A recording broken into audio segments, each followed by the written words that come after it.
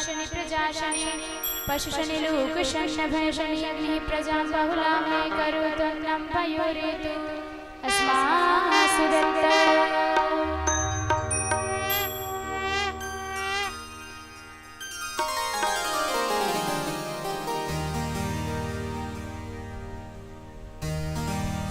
भागवत भगवान की है आरती, पापियों को पाप से है तारती।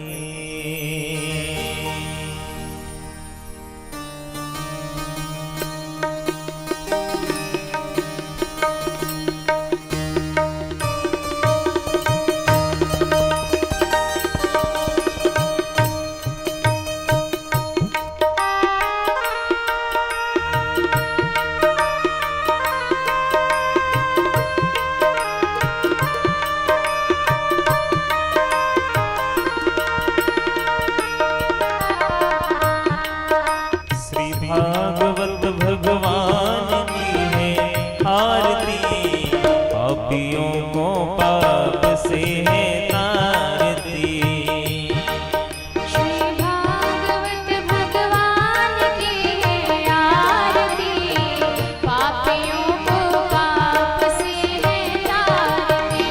श्री भागवत भगवान की है आरती, पापियों को पाप से है तारती। श्री भागवत भगवान की है आरती, पापियों को पाप से है तारती।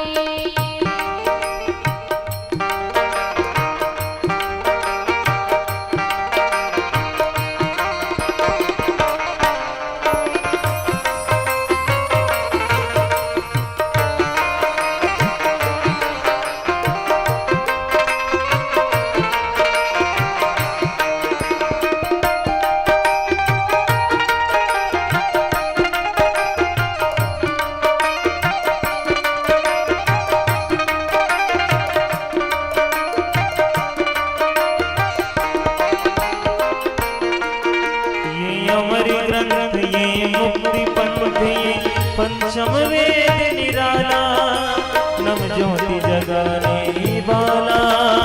अमर ग्रंथ ये मुक्ति पंथ ये पंचम वेद निराला, नव ज्योति जगाने वाला। ये अमर ग्रंथ ये मुक्ति पंथ ये पंचम वेद निराला, नव ज्योति जगाने वाला। हरि नाम यही हरि धाम यही, हरि नाम यही हरि नाम यही। जग में मंगल की आरती, पापियों को पाप से है तारती। श्री भागवत भगवान की है आरती, पापियों को पाप से है तारती।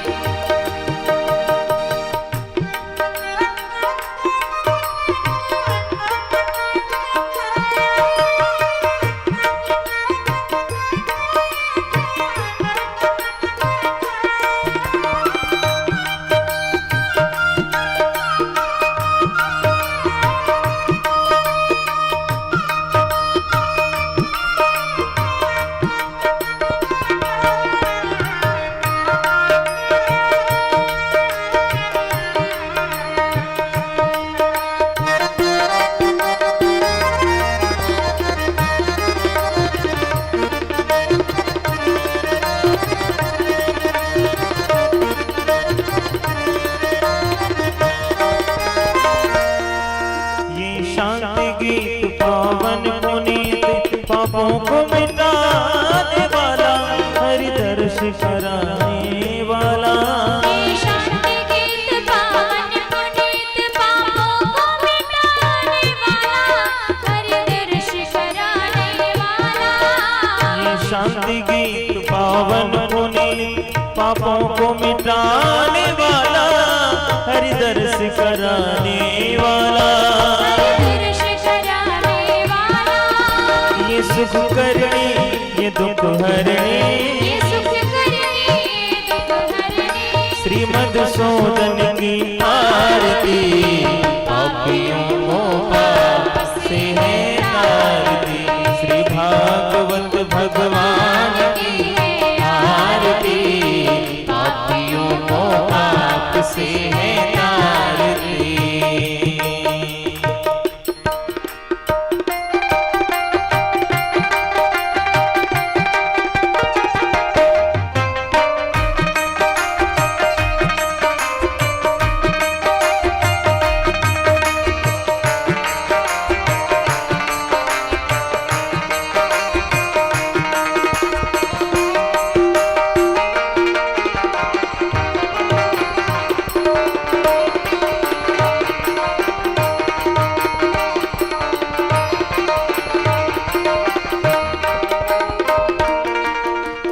मधुर बोल सतपंथ खोल, सन्मार्ग बताने वाला, बिगड़ी को बनाने वाला। मधुर बोल सतपंथ खोल, सन्मार्ग बताने वाला, बिगड़ी को बनाने वाला। ये मधुर बोल सतपंथ खोल, सन्मार्ग बताने वाला, बिगड़ी को बनाने वाला।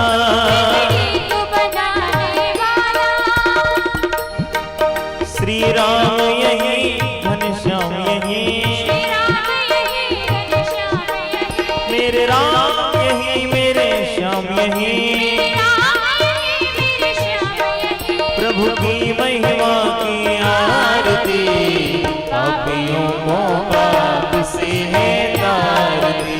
श्री भागवत भगवान की है आरती, आरती, पापियों को पाप से है तारती। श्री भागवत भगवान की है आरती, पापियों को पाप से है तारती। पापियों को पाप से है तारती। पापियों को पाप से है तारती। कर्पूर गौरम करुणावतारम, संसार सारम भुजगेन्द्रहारम, सदा वसन्तं हृदयारविन्दे, भवं भवानी सहितं नमामि। त्वमेव माता च पिता त्वमेव, त्वमेव बन्धु च सखा त्वमेव, त्वमेव वेद्या द्रविणं त्वमेव, त्वमेव सर्वं मम देव देव, त्वमेव सर्वं मम देव देव। जलेन शीतले कर्णं पुष्पै देवाभिवन्दनम्, आरोग्यार्थे आत्माभिवन्दनम्। मन्त्रपुष्पाञ्जलिः। ॐ यज्ञेन यज्ञमय जञ्ज देवास्तानि धर्माणि प्रथमान्यासन्न तेह नाकं महिमानः। सजन्त्रे त्रिपूर्वे साध्याः सन्ति देवा, नानासुगन्धिपुष्पाणि यथा कालोद्भवानि च। पुष्पाञ्जलिर्मया दत्त्वा गृहाण परमेश्वर, गृहाण जगदीश्वर। मन्त्रपुष्पाञ्जलिं समर्पयामि। बोले श्रीमद्भागवत महापुराण की, बांके बिहारी लाल की, सांवरे सरकार की, वृंदावन बिहारी लाल की। बोले सियावर रामचंद्र की, पवन सुत हनुमान की, उमापति महादेव की। जय जय श्री राधे। बोले सद्गुरुदेव भगवान की जय। सभी भक्तजन अपने अपने स्थान पर बैठ जाएं और बड़े भाव से शांति पूर्वक सभी लोग कथा का श्रवण करें, अपने जीवन को कृतार्थ बनाएं।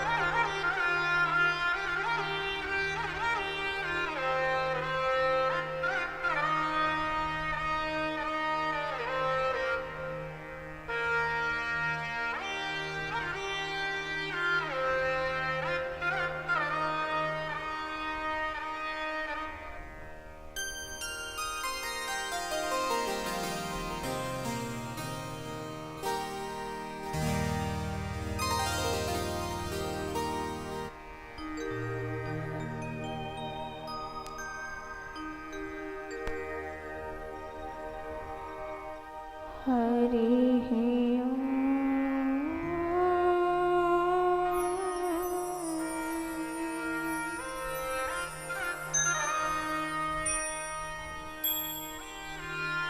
श्री गणेशाय नमः। श्री सरस्वत्यै नमः।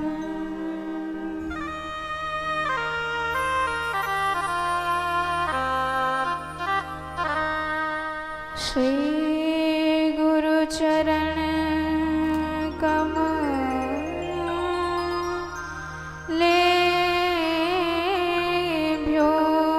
नमः।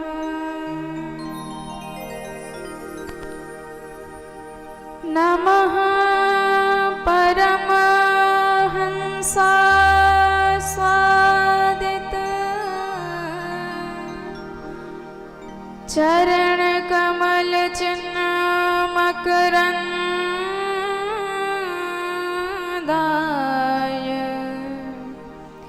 भक्तजनमानस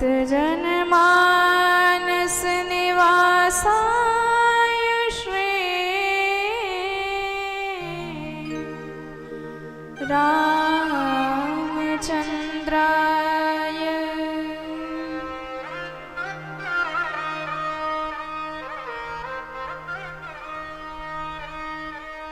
ध्येयं सदा परिभवम्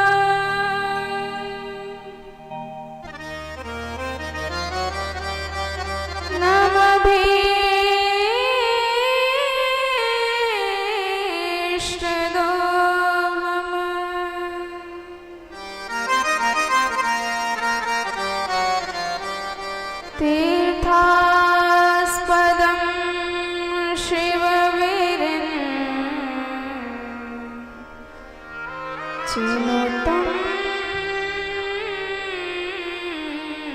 शरणयम्।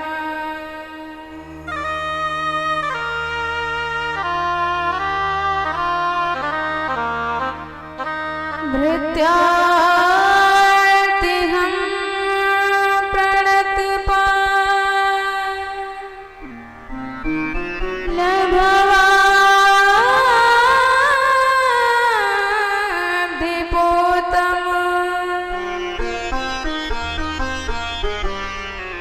वन्दे महापुरुष ते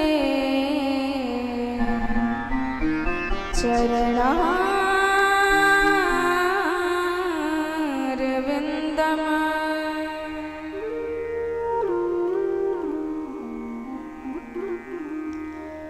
वंशे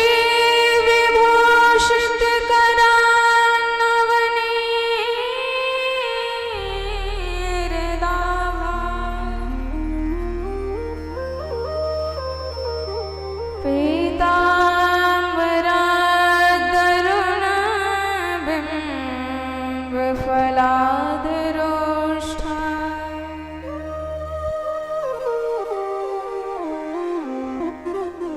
पूर्णेन्दु सुन्दरमुखादरविन्दनेत्रा कृष्णात् परं किमपि तत्त्वमहं न जाने।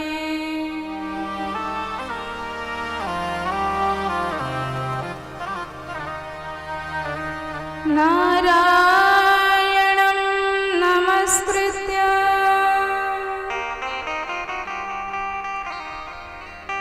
नरं चैव नरोत्तमम्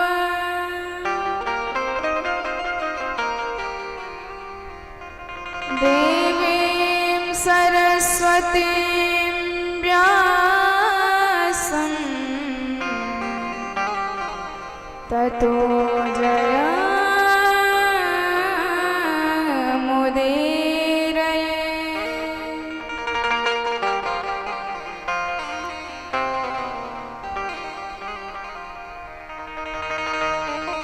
सीतानां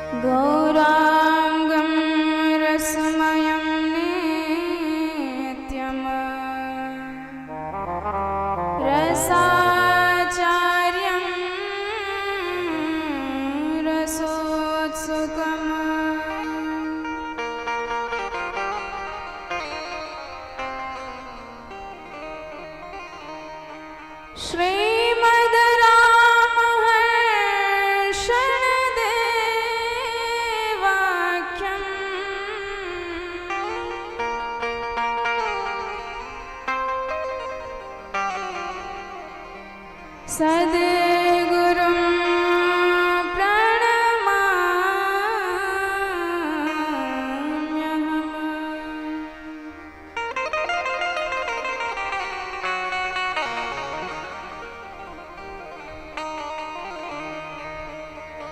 दिव्यं दिव्यकथाकारं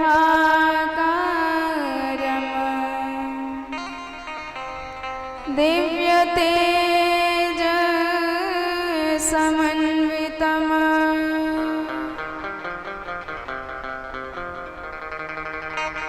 श्रीमच्छ्यामसुन्दरदेवाख्यं सद्गुरुं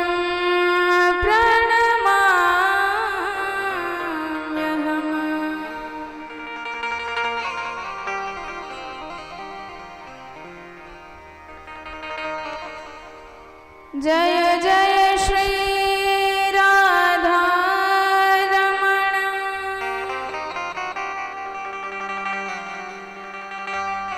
जय जय नवल किशोर।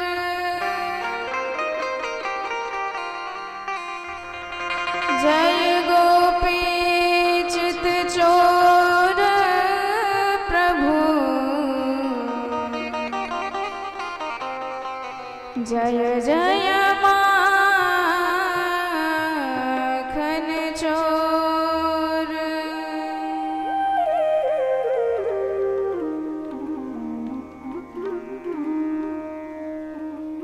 बोलो श्री वृंदा विपिन बिहारी लाल की जय हो। राधे रानी सरकार की जय हो। बोलो सद्गुरुदेव भगवान की जय हो। हनुमंत लाल की जय हो। बोलो शंकर भगवान की जय हो। आइए बड़े भाव से अपने मन को देवाधिदेव भूत भावन करुणावतार भोलेनाथ सरकार के चरणों में लगाते हैं। तत्पश्चात बड़े भाव से हम सब मंगलमयी कथा में प्रवेश करेंगे। बोल शंकर भगवान की जय हो। नमामि शमीशान निर्वाण रूपं विभुं व्यापकं ब्रह्मवेदस्वरूपं निजं निर्गुणं निर्विकल्पं निरीहं चिदाकाशमाकाश वासं भजेऽहम्। नमामि शमीशान निर्वाण रूपं निजं व्यापकं ब्रह्मवेदस्वरूपं। नमामि शमीशान निर्वाण रूपं विभुं व्यापकं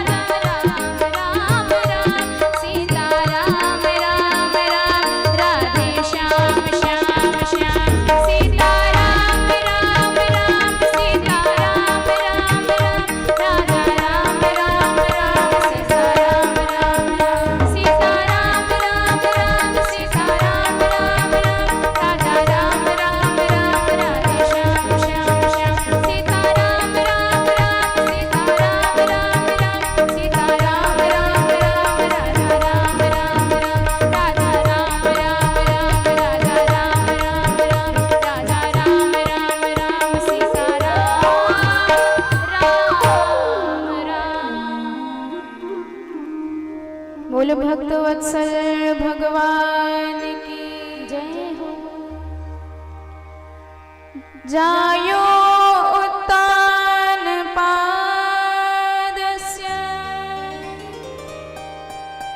सुनीतिः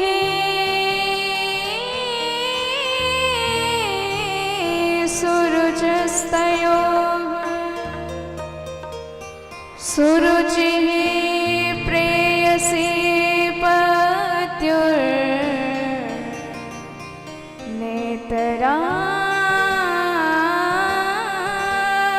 नेतराम्यत्सुतो ध्रुवम्।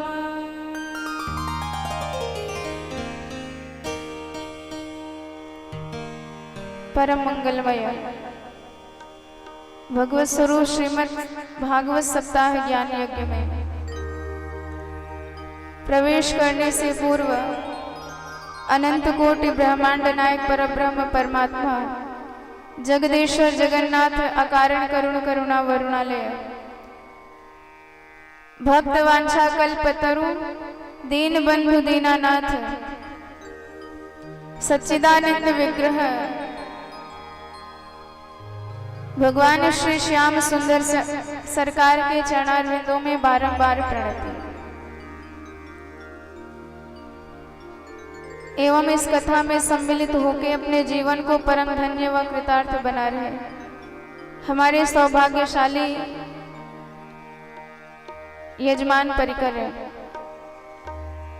एवं समस्त संत वैष्णव समुदाय श्रद्धामयी भक्तिमयी माताएं सभी को जय जय श्री राधे। कल आपने श्रवण किया महादेव का संक्षिप्त चरित्र वर्णन।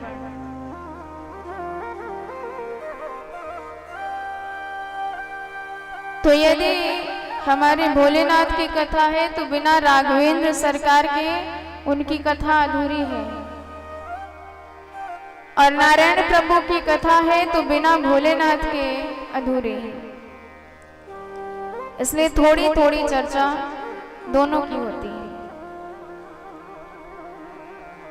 कहा भी गया है नारायण प्रभु के हृदय हैं भोलेनाथ और भोलेनाथ के हृदय हैं नारायण प्रभु।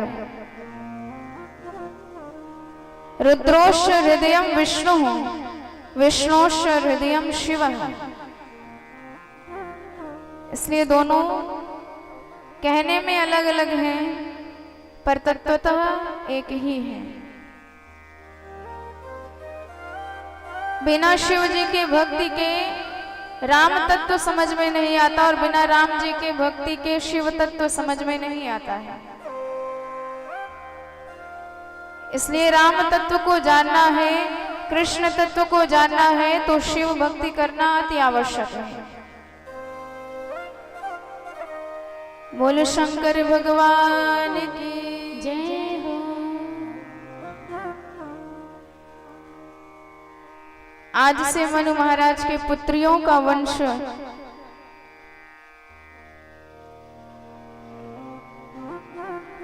कल आपने श्रवण किया, अब पुत्रों का वंश वर्णन। मनु महाराज के दो बेटा हुए, प्रियव्रत और उत्तानपाद। तो सर्वप्रथम उत्तानपाद चरित्र।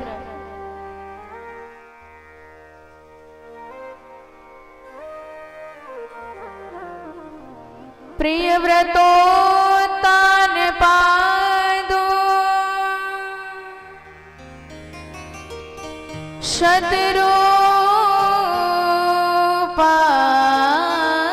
शतरूपापते सुतो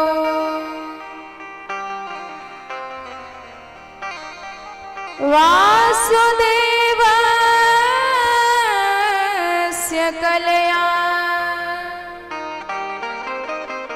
रक्षाया जगत स्थित।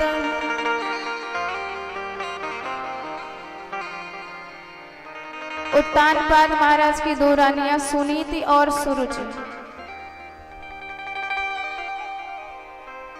विचार करें तो ये उत्तानपाद की कथा हमारी ही कथा है। उत्तानपाद अर्थात उत ऊर्ध्व पादो यस्य सह उत्तान पाद है। जिसके सिर नीचे हो पैर ऊपर हो वह उत्तान पाद है। और मातृगर्भ में हम सबकी यही स्थिति रहती है, सिर नीचे रहता है पैर ऊपर रहता है। उनकी दो रानियां हैं सुनीति और सुरुचि। सुनीति का अर्थ है सुष्टु नीतिर्यस्य और सुरुचि का अर्थ है स्वस्य रुचिर्यस्य। सुनीति माने शास्त्र माने वेद माने बातें और सुरुचि माने मन माने बातें। तो विचार करिए सुनीति ने क्या दिया राजा को और सुरुचि ने क्या दिया। सुनीति ने ध्रुव पद प्राप्त कराया और जहां से जाके कभी वापस नहीं आना पड़ता, जो भगवान से हमें मिला देता है। और सुरुचि ने उत्तम जैसे संतान को दिया जो खुद डूबा अपनी मां को भी ले डूबा। तो ठीक इसी प्रकार यदि शास्त्रों की मर्यादा का हम मान रखें, शास्त्र जो कहते हैं वह करें, वेद जो व्यवहार करने के लिए कहते हैं वह हम करें, तो फिर हमें भगवत प्राप्ति होगी, ध्रुव पद प्राप्त होगा। परंतु यदि मनमानी करने लगे, भाई शास्त्र पुराने पड़ गए, मॉडर्न जमाना है, कौन अब शास्त्रों की बात मानेगा। अब हम जो अच्छा लगे, मन को जो पसंद आए वही करेंगे, मनमानी करेंगे।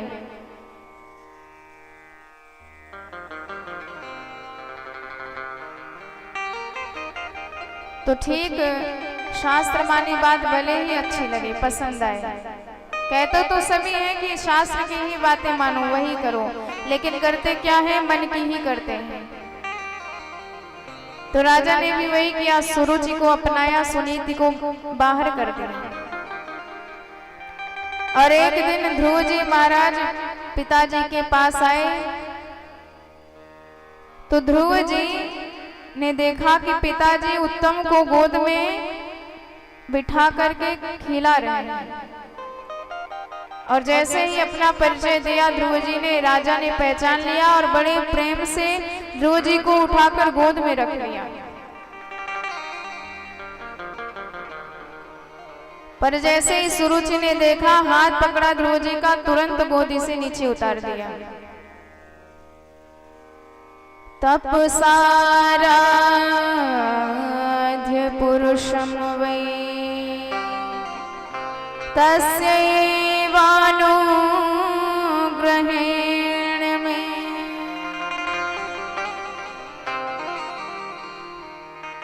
गर्भे त्वं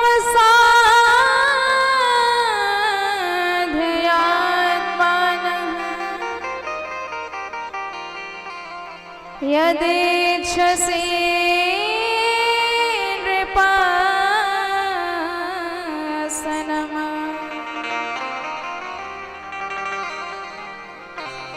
सुरुचि ने कहा कि बेटा, यदि तुझे इस गोद में बैठना है, इच्छा है, तो सबसे पहले तुझे भगवान की तपस्या करनी पड़ेगी। तपस्या करो, जब भगवान तुमसे प्रसन्न हो जाए तो भगवान से आशीर्वाद मांगो कि मैं सुरुचि मैया के गर्भ से पैदा हूं, तब जाके तू इस गोद में बैठने का अधिकारी होगा, अन्यथा नहीं। बालोऽसि वत मात्मानं मन्य स्त्री गर्भ संवृतम् नूनं वेद भवान यस्य दुर्लभेऽर्थे मनोरथः। ध्रुव जी का इतना बड़ा अपमान कर दिया। जैसे किसी सर्प को डंडा मार दिया जाए तो फुफकारने लग जाता है, ऐसे ध्रुव जी महाराज लंबी लंबी गहरी सांसें लेते हुए वहां से अपनी मां के पास आए।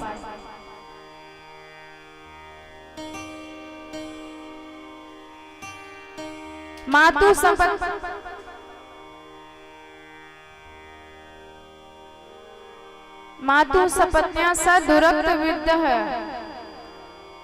स्वसन रुखा दंड हते यथा हित्वा मिशंतम पितरम सन्नवाचम जगाम मातु प्ररुदम शकासम।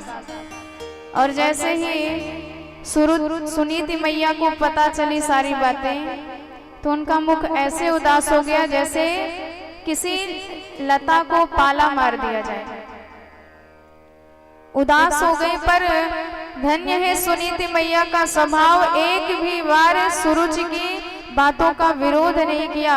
अपने पुत्र को ही समझाने लगी कि देखो बेटा, माँ की आदत है डांट दिया करते हैं, पर कभी माँ की बातों का बुरा नहीं मानना चाहिए।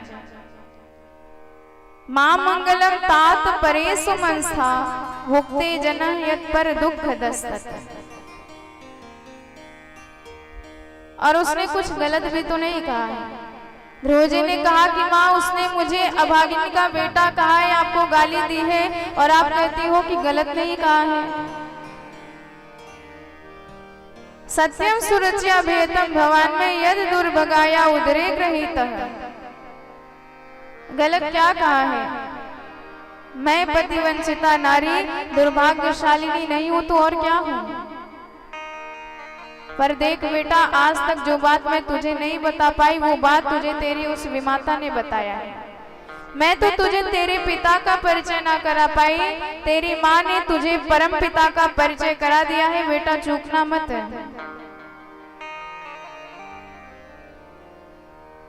तो ध्रुव जी ने कहा कि माँ, ये परम पिता कौन है और कहाँ मिलेंगे, कैसे मिलेंगे? सुनीति मैया कहती है कि बेटा ये पूछ, कहाँ नहीं मिलेंगे। जगत का ऐसा कोई कण नहीं, ऐसा कोई अणु नहीं जहाँ भगवान की सत्ता ना विराजमान हो। वेवेष्टि व्याप्नोति सकलम जगत इति विष्णु। हर कण कण में भगवान विराजमान है। ईशावास्यमिदं सर्वम। जैसे दूध के कण कण में घृत समाया रहता है, पर हमें आवश्यकता होती है उस घृत को ढूंढने की। पुष्प के कण कण में खुशबू समाई रहती है, पर हमें आवश्यकता है उसे खोज निकालने की। ठीक इसी प्रकार भगवान जगत के हर कण में, हर क्षण में, हर अणु में विराजमान है। और जहाँ हमारे प्रेम, हमारी निष्ठा, हमारी श्रद्धा परिपूर्ण हो जाए, वहीं से भगवान प्रकट हो जाते हैं। हरि व्यापक सर्वत्र समाना, प्रेमति प्रकट होई मैं जाना। हरि व्यापक सर्वत्र समाना, प्रेमति प्रकट होई मैं जाना। प्रेमति प्रकट होई मैं जाना। प्रेमति प्रकट होई मैं जाना। ध्रुव जी ने जैसे सुना, सीधे माँ को प्रणाम किया और निकल गए। और जब कोई भक्त भगवान की खोज में निकलता है तो भगवान कृपा करके संत के दर्शन करा देते हैं।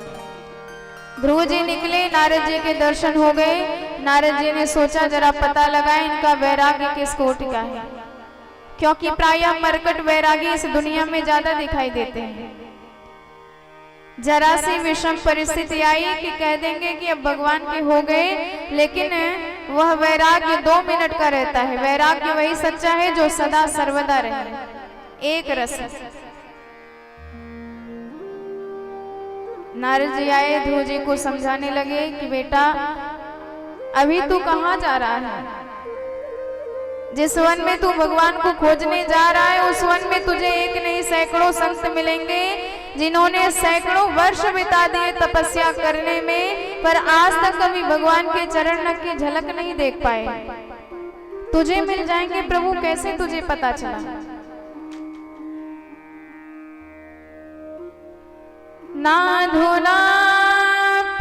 नाधुनाप्यवमानं ते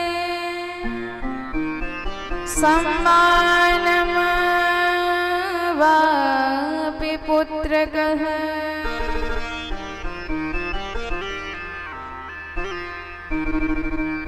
रक्षयामः कुमारस्य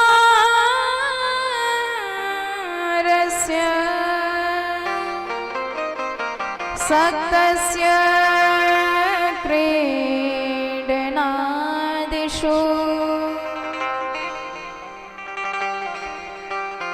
खूब समझाया नारद जी। कहने लगे कि देख बेटा, जो तुझसे बड़े हैं उनका सम्मान करो, और जो तुझसे छोटे हैं उनसे स्नेहवत व्यवहार रखो, और जो तुम्हारी बराबरी के हैं उनसे मित्रवत व्यवहार करो। इससे तुम्हें कभी कोई कष्ट नहीं होगा। और जब दुख आए तो ये समझ लेना कि उस दुख में हमारे सारे पाप नष्ट हो रहे हैं, तो तुझे दुख में बहुत ज्यादा कष्ट नहीं होगा। और जब सुख आ जाए तो ये समझ लेना कि सुख में हमारे पुण्य नष्ट हो रहे हैं, तो सुख में तुझे बहुत ज्यादा आनंद, बहुत ज्यादा हर्ष नहीं होगा।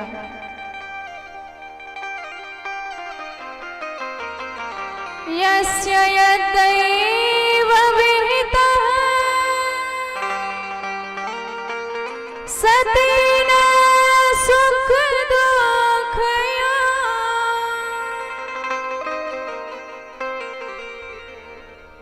मैत्री समाना दन्विच्छेन तापै अभिभूयते।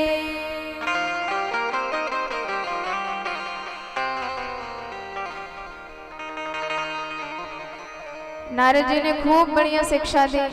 कहने लगे कि बेटा, आज का सबसे बड़े दुख का यही कारण है कि हमारे अंदर क्या दोष है, हम में क्या कमी है, ये नहीं देखते।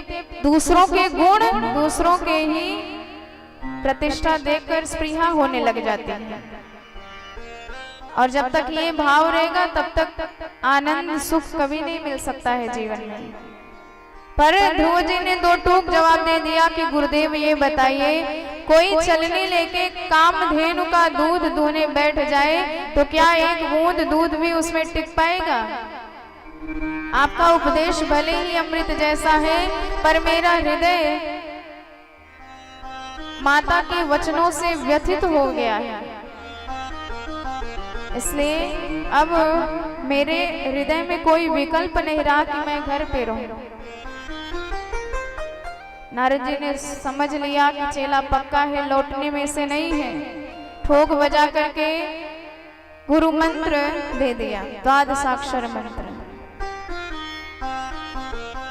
ओम नमो भगवते वासुदेवाय। मंत्र वही है मननात् त्रायते इति मंत्र। जितना आप मानसिक जप करेंगे, मनन करेंगे, मंत्र उतना ही ज्यादा सिद्ध, उतना ही ज्यादा प्रभावशाली, उतना ही ज्यादा रक्षण पालन पोषण करने वाला होता है। मंत्र का गायन कभी नहीं होता है। नारद जी ने आदेश दिया कि बेटा यहाँ से सीधे मधुवन में जाओ, यमुना जी के तट पर भगवान का दिव्य ध्यान लगाओ। तताच गच्छ भद्रं ते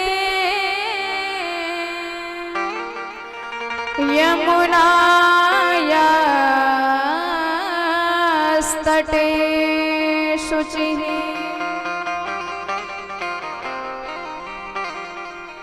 पुण्यं मधुवनं यत्र सानिध्यं नित्यदा हरे।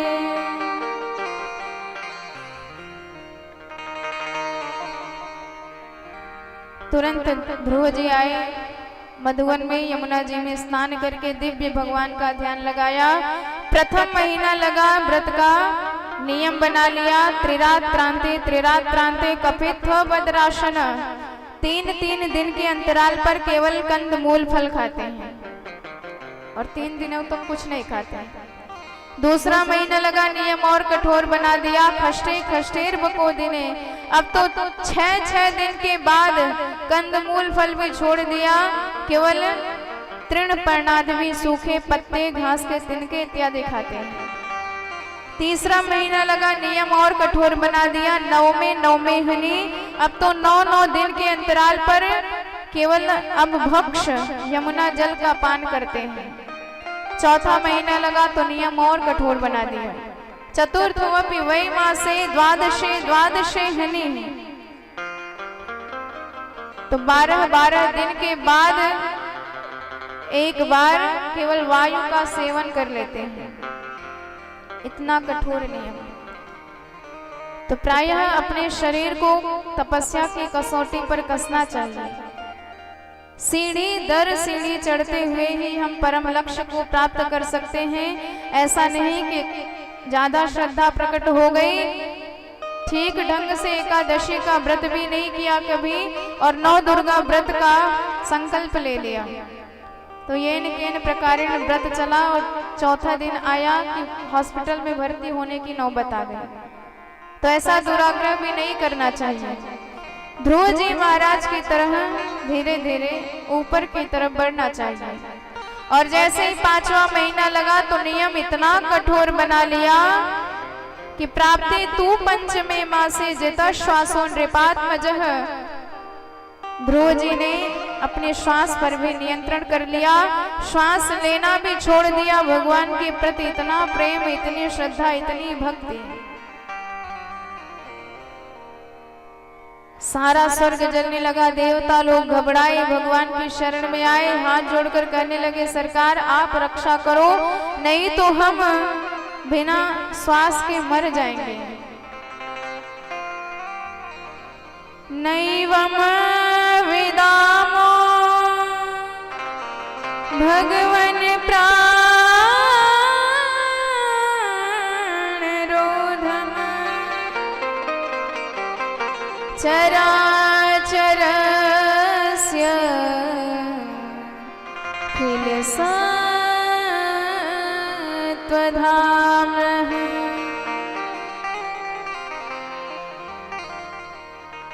व्रजे हि तन्नो व्रजनाद् विमोक्षम् प्राप्तम् वयं त्वं शरणं शरण्यम्। हे प्रभु, हम आपकी शरण में आए हैं। भगवान ने कहा, चिंता मत करो, ये मेरे प्यारे भक्त ध्रुव की तपस्या का प्रभाव है, मैं स्वयं उसका दर्शन करने जाऊंगा। तो धन्य है ध्रुव जी की भक्ति की मधुर वनम भृत्य दृक्षयागतः। आज साक्षात भगवान अपने भक्त के दर्शन करने जा रहे हैं। प्रभु आए, ध्रुव जी तो ध्यान लगाए बैठे थे, और जैसे ही हृदय में बैठी हुई छवि को भगवान ने गायब किया, हड़बड़ा के ध्रुव जी ने नेत्र खोले तो साक्षात सांवरे सरकार सन्मुख नजर आए। ध्रुव जी परम गदगद हो गए, सोचने लगे क्या करूं, माता जी गुरुदेव से इतने प्रश्न किए पर ये नहीं पूछा कि जब प्रभु प्रकट हो जाए तब क्या करना चाहिए। भगवान समझ गए अपने भक्त के अंतर मन की दशा। प्रभु ने तुरंत अपना शंख उठाया, पस्पर्श बालम कृपया कपोले, वेद स्वरूप शंख का स्पर्श करा दिया ध्रुव जी की गाल से। सारा वेद वेदांत कंठस्थ हो गया। 12 अक्षर मंत्र से प्रभु प्रकट हुए हैं, सो 12 श्लोकों में भगवान की स्तुति गाई।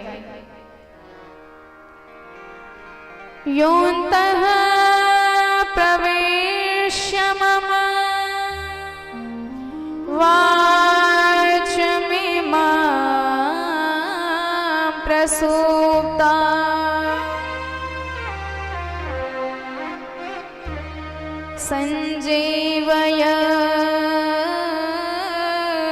संजीवयत्यखिल शक्तिधर स्वधाम्नः।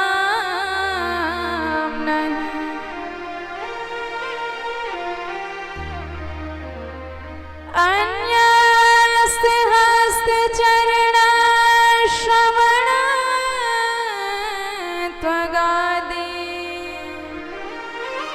प्राणान्नमो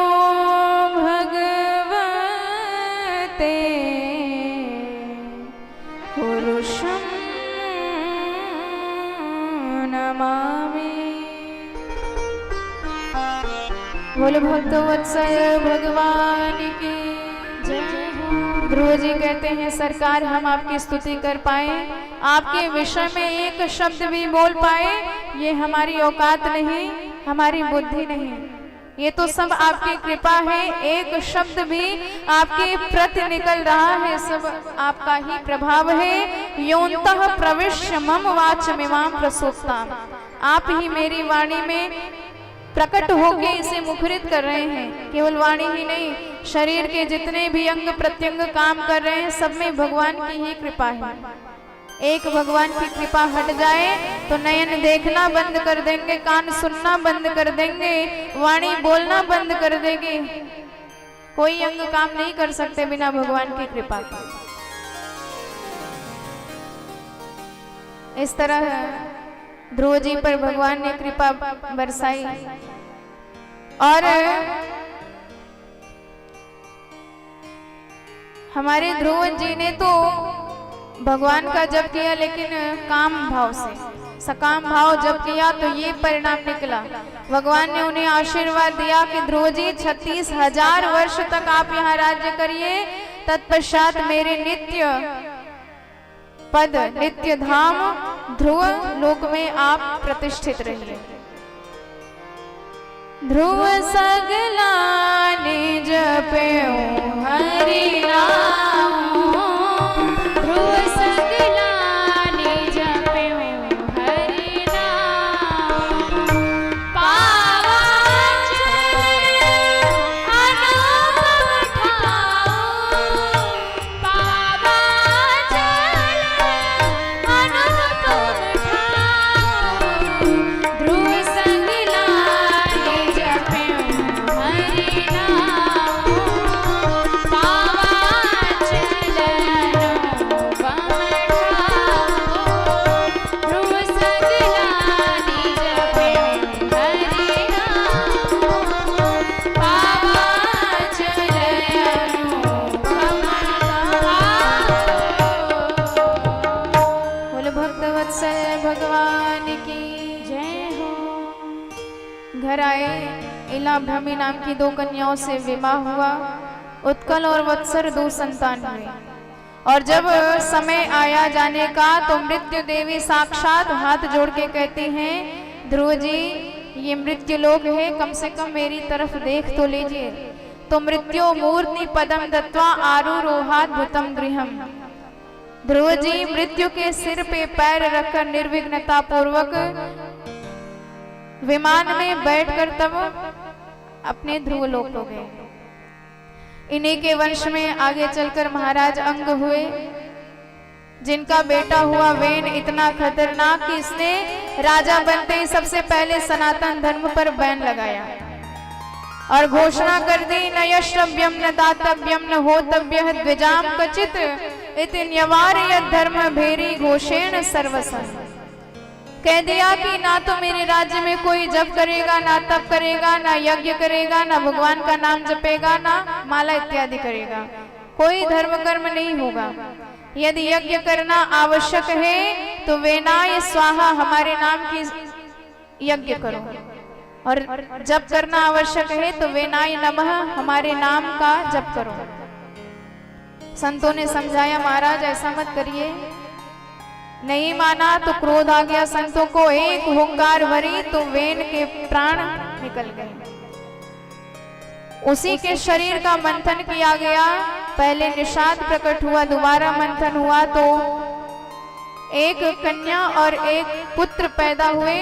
पुत्र के रूप में साक्षात भगवान पृथ्वीदेव प्रकट हुए, जिनके प्रताप से संपूर्ण धरती का नाम पृथ्वी पड़ा। इन्होंने सारे पर्वतों को इकट्ठा करके उत्तर में हिमालय के रूप में प्रतिष्ठित किया। इन्हीं के वंश में प्राचीन बरही नामक राजा हुए, जो बहुत यज्ञ करते थे, पर उस यज्ञ में पशुओं की बलि भी दिया करते थे। तो नारद जी आए, नारद जी ने कहा महाराज ऊपर देखो। ऊपर देखा तो जिन जिन पशुओं की बलि दिए थे, सारे पशु राजा को घूरते हुए दिखाई दिए, कांप गए नारद जी ने बताया महाराज ये इसी चक्कर में है कि कब ये आपको पाए उसी तरह आपका भी वध करें जैसे आपने इनका वध किया है। प्राचीन बरही ने कहा महाराज क्या करें हम, वेदों में ही लिखा हुआ है पशूनाल भेद, इस यज्ञ में घोड़े की बलि दो, इस यज्ञ में बकरी इत्यादि की बलि दो, हमने तो वही किया है। तो नारद जी ने कहा कि परोक्षवादे वेदोयम बाला नाम अनुशासनम, महाराज वेद हमेशा परोक्षवादी होते हैं, कहते कुछ और है अर्थ कुछ और ही निकलता है, और जिनकी गति वेदों में नहीं है वे वेदों के अर्थ का अनर्थ कर डालते हैं। पशून आलभेद, आलभेद का अर्थ मारना ही नहीं होता है, आलभेद का अर्थ होता है स्पर्श करना। पंडित जी जैसे विवाह कराते हुए कहते हैं तत्वरः कन्यायाम हृदयम आलभेद, वर कन्या के हृदय का स्पर्श करें। और यदि आलभेद का अर्थ आप मारना ही लगाएंगे तो वर कन्या का वध कर देगा तो फिर विवाह किससे करेगा। तो यदि कहा गया है अश्व का आलभेद करें तो अश्व अहंकार का प्रतीक है, अभिमान का प्रतीक है। तो यज्ञ कर रहे हैं आप तो अपने अहंकार का स्पर्श करिए, उस यज्ञ में स्वाहा कर दीजिए कि आज के बाद कभी अहंकार नहीं करेंगे। बकरी ममता का प्रतीक होती है तो ममता को आप यज्ञ में स्वाहा कर डालिए कि आज के बाद कभी ममता मोह नहीं करेंगे, तब वह यज्ञ आपका सार्थक माना जाएगा। पुरंजनोपाख्यान के माध्यम से नारद जी ने उन्हें समझाया। इन्हीं के वंश में आगे चलकर प्रचेतागढ़ हुए, तपस्या करने गए, मार्ग में नारद जी मिले तो एक प्रश्न किया, नारद जी ये बताइए कि भगवान कौन से आचरण से सबसे ज्यादा शीघ्र अति प्रसन्न होते हैं।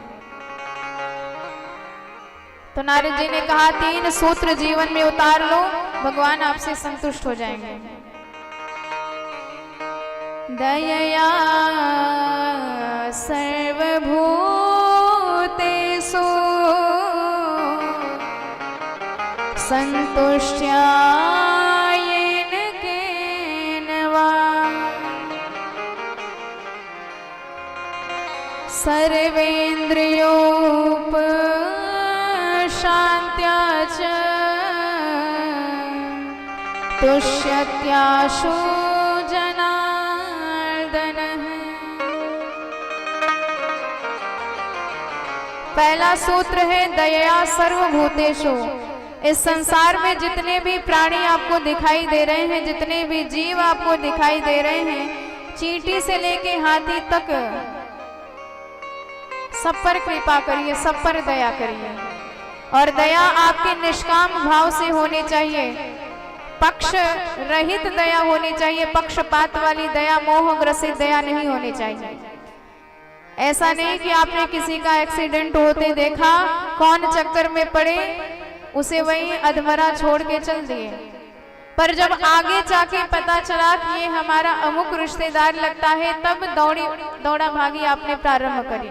ऐसी मोह ग्रसित दया नहीं होनी चाहिए। चाहे शत्रु हो, चाहे मित्र हो, चाहे अपना हो, चाहे पराया हो, चाहे ऊंच हो, चाहे नीच हो, चाहे सूक्ष्म हो, चाहे विराट हो, यदि आप में सामर्थ्य है तो सब पर दया करिए। परस्मिन् बंधु वर्गे वा मैत्रे द्वेषे रिपो तथा आपन्ने रक्षितव्य तू दयैषा परिकीर्तिता। ये दया की यही परिभाषा हो सकती है। और दूसरा सूत्र है संतुष्टिया येन केन वा। भगवान ने जो आपको दिया है, जितना दिया है, उसी में संतुष्ट रहिए। ये नहीं कि जब देखो तब भगवान से शिकायत करते रहे कि आपने हमें ये नहीं दिया है, आपने हमें वो नहीं दिया है। ऐसी शिकायत कभी नहीं करना चाहिए प्रभु से। विचार करिए, आपको भगवान ने पूरा स्वस्थ शरीर दिया है, आंखों से देख रहे हैं, कानों से सुन रहे हैं, हाथ भी आपके काम कर रहे हैं, पैर भी ठीक ठाक हैं, खाने को भोजन मिल रहा है, चलने के लिए मोटर गाड़ी, साइकिल, कार इत्यादि भगवान ने प्रदान करी है, पहनने के लिए वस्त्र, रहने के लिए घर, कमी क्या दी है सरकार ने। कई ऐसे लोग होते हैं जिनके पास स्वस्थ शरीर ही नहीं होता है, कई अंधे होते हैं, कई बहरे होते हैं, कई लंगड़े होते हैं, पर भगवान ने तो आपको स्वस्थ शरीर दिया है। कई लोगों के पास स्वस्थ शरीर है तो बेचारों को भोजन नहीं नसीब हो रहा है। हमेशा अपने से नीचे वालों को देखें, ऊपर वालों पर कभी दृष्टि ना डालें। जो दिया है भगवान ने, जितना दिया है सोच समझ के दिया है। और तीसरा सूत्र है सर्वेंद्रियोपशांत्याच, अपने इंद्रियों को परम शांत रखना चाहिए। बस यदि आप इंद्रियों पर नियंत्रण कर लेंगे तो वही इंद्रियां आपको भगवत मार्ग तक ले जाएंगी। पर यदि आपने इंद्रियों को खुला छोड़ दिया तो स्वतंत्र घोड़े किसी गड्ढे में ही जाके गिरते हैं। पर यदि उनकी लगाम आपके हाथ में है तो जहां आप जाना चाहेंगे वहीं लेके जाएंगे। इसलिए इंद्रियों को वश में रखें।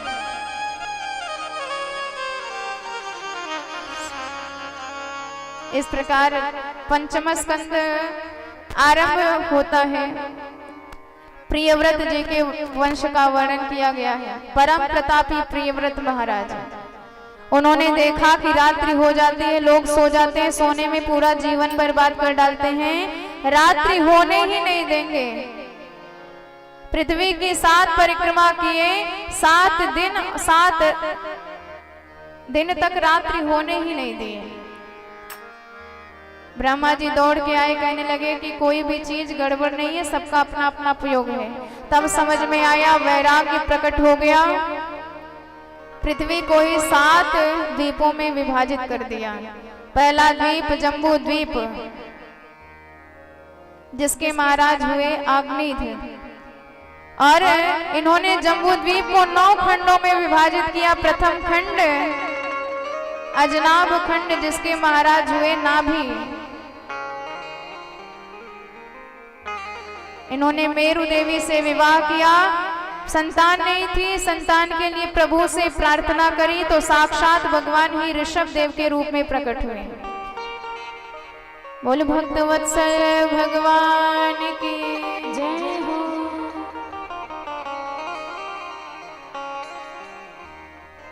तो ऋषभ देव ने इंद्र पुत्री जयंती से विवाह किया। इनके 100 पुत्र हुए। प्रथम पुत्र थे भरत जी महाराज। ऋषभ देव ने अपने सारे संतानों को बुलाकर शिक्षा प्रदान करी कि यदि स्वर्ग का मार्ग प्रशस्त करना चाहते हो तो उसकी चाबी है संत, और नरक का मार्ग प्रशस्त करना चाहते हो तो उसकी चाबी है लंपट पुरुष।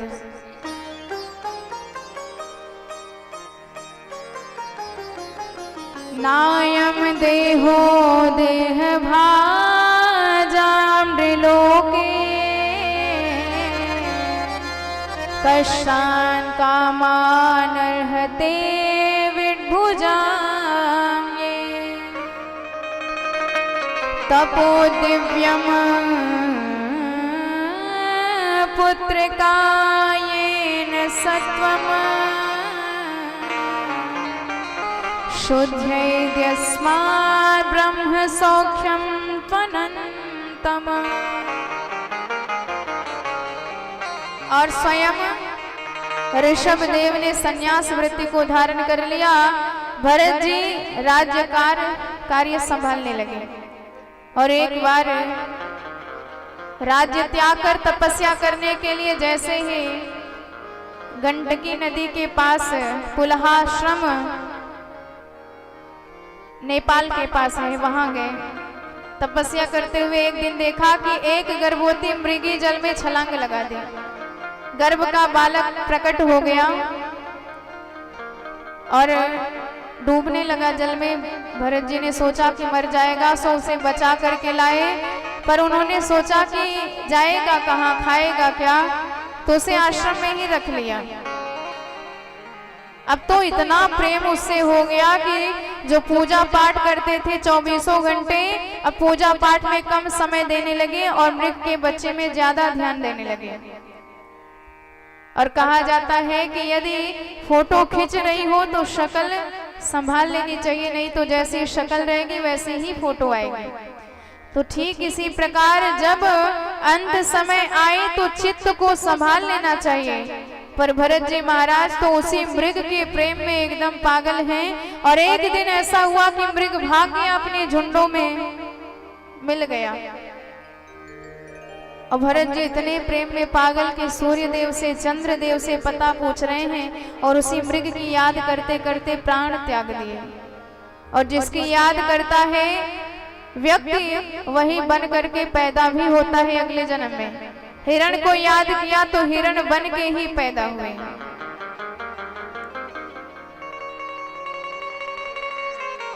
एक मृगा के संग से भरत धरी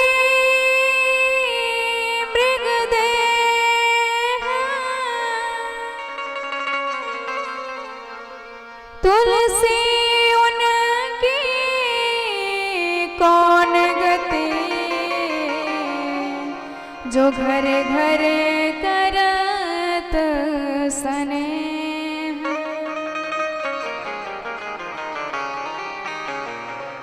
तो एक मृग को याद किया तो मृग बन के ही पैदा होना पड़ा भरत जी महाराज को। इसलिए चित्त संभाल लेना चाहिए। भगवान को याद करोगे तो भगवान के ही स्वरूप में मिल जाओगे। दोबारा जन्म मरण के चक्कर में नहीं पड़ना पड़ेगा। अंते यामति सागति, जो मति रहेगी वही गति मिलेगी। पर तपस्या कभी व्यर्थ नहीं जाती। मृग योनि में भी सारा ज्ञान रहा और धीरे धीरे उस शरीर को भी छोड़ दिया और अगला जन्म मिला अंगिरा गोत्रीय ब्राह्मण परिवार में। उन्होंने सोचा कि अब तो चक्कर में बिल्कुल नहीं पड़ेंगे। पिताजी पढ़ा पढ़ा के हार गए, कभी गायत्री मंत्र तक याद करके नहीं सुनाया। अब माता पिता ने नाम ही रख दिया जड़ भरत अर्थात मूर्ख। माता पिता चल बसे। भाभीियों ने इनकी खटिया खेत में डाल दी और एक डाकुओं के सरदार ने काली मैया से मन्नत मांगी थी, माँ मुझे बेटा हो जाएगा तो आपको नरबली देंगे। बेटा हुआ तो डाकुओं से कहा जाओ किसी को पकड़ के लाओ।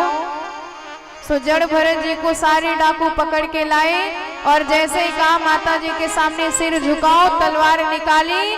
भद्रकाली समझ गई किसी ब्रह्म ज्ञानी का वध करने जा रहे हैं ये मूर्ख। प्रकट हो गई सहसोच चाट सैव देवी भद्रकाली। बोल काली मैया की जय हो। जड़ भरत जी की रक्षा हुई, सारे डाकुओं का वध कर दिया। अब तो लौट के घर गए ही नहीं।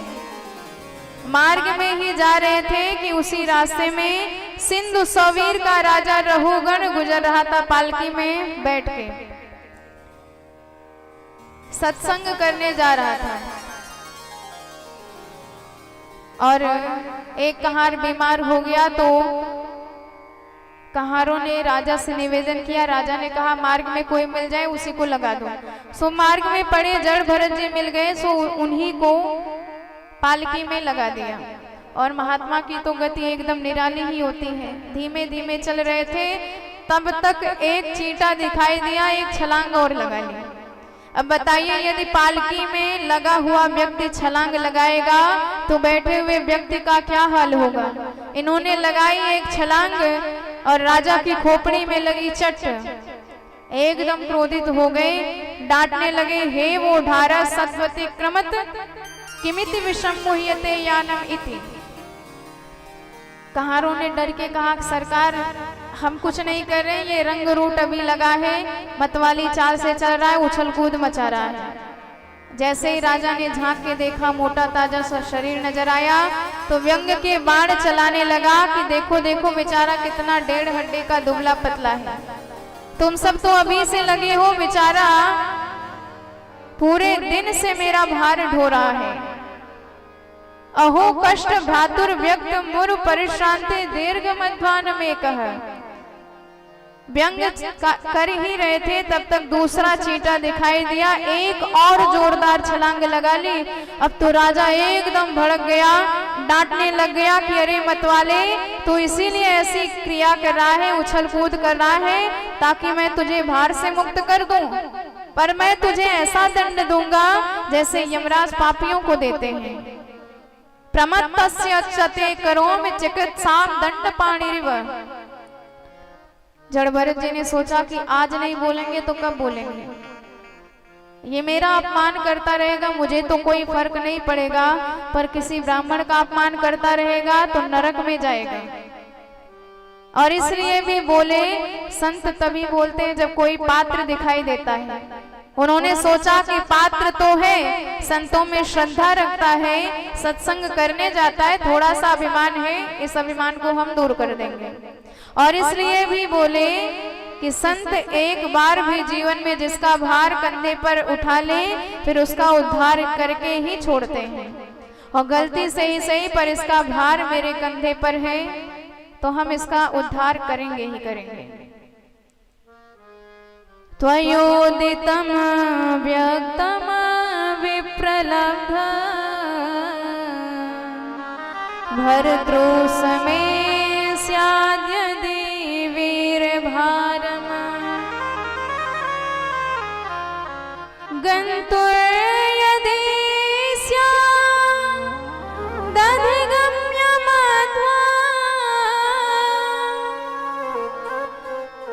पीबेति राशो न विदां प्रवादः।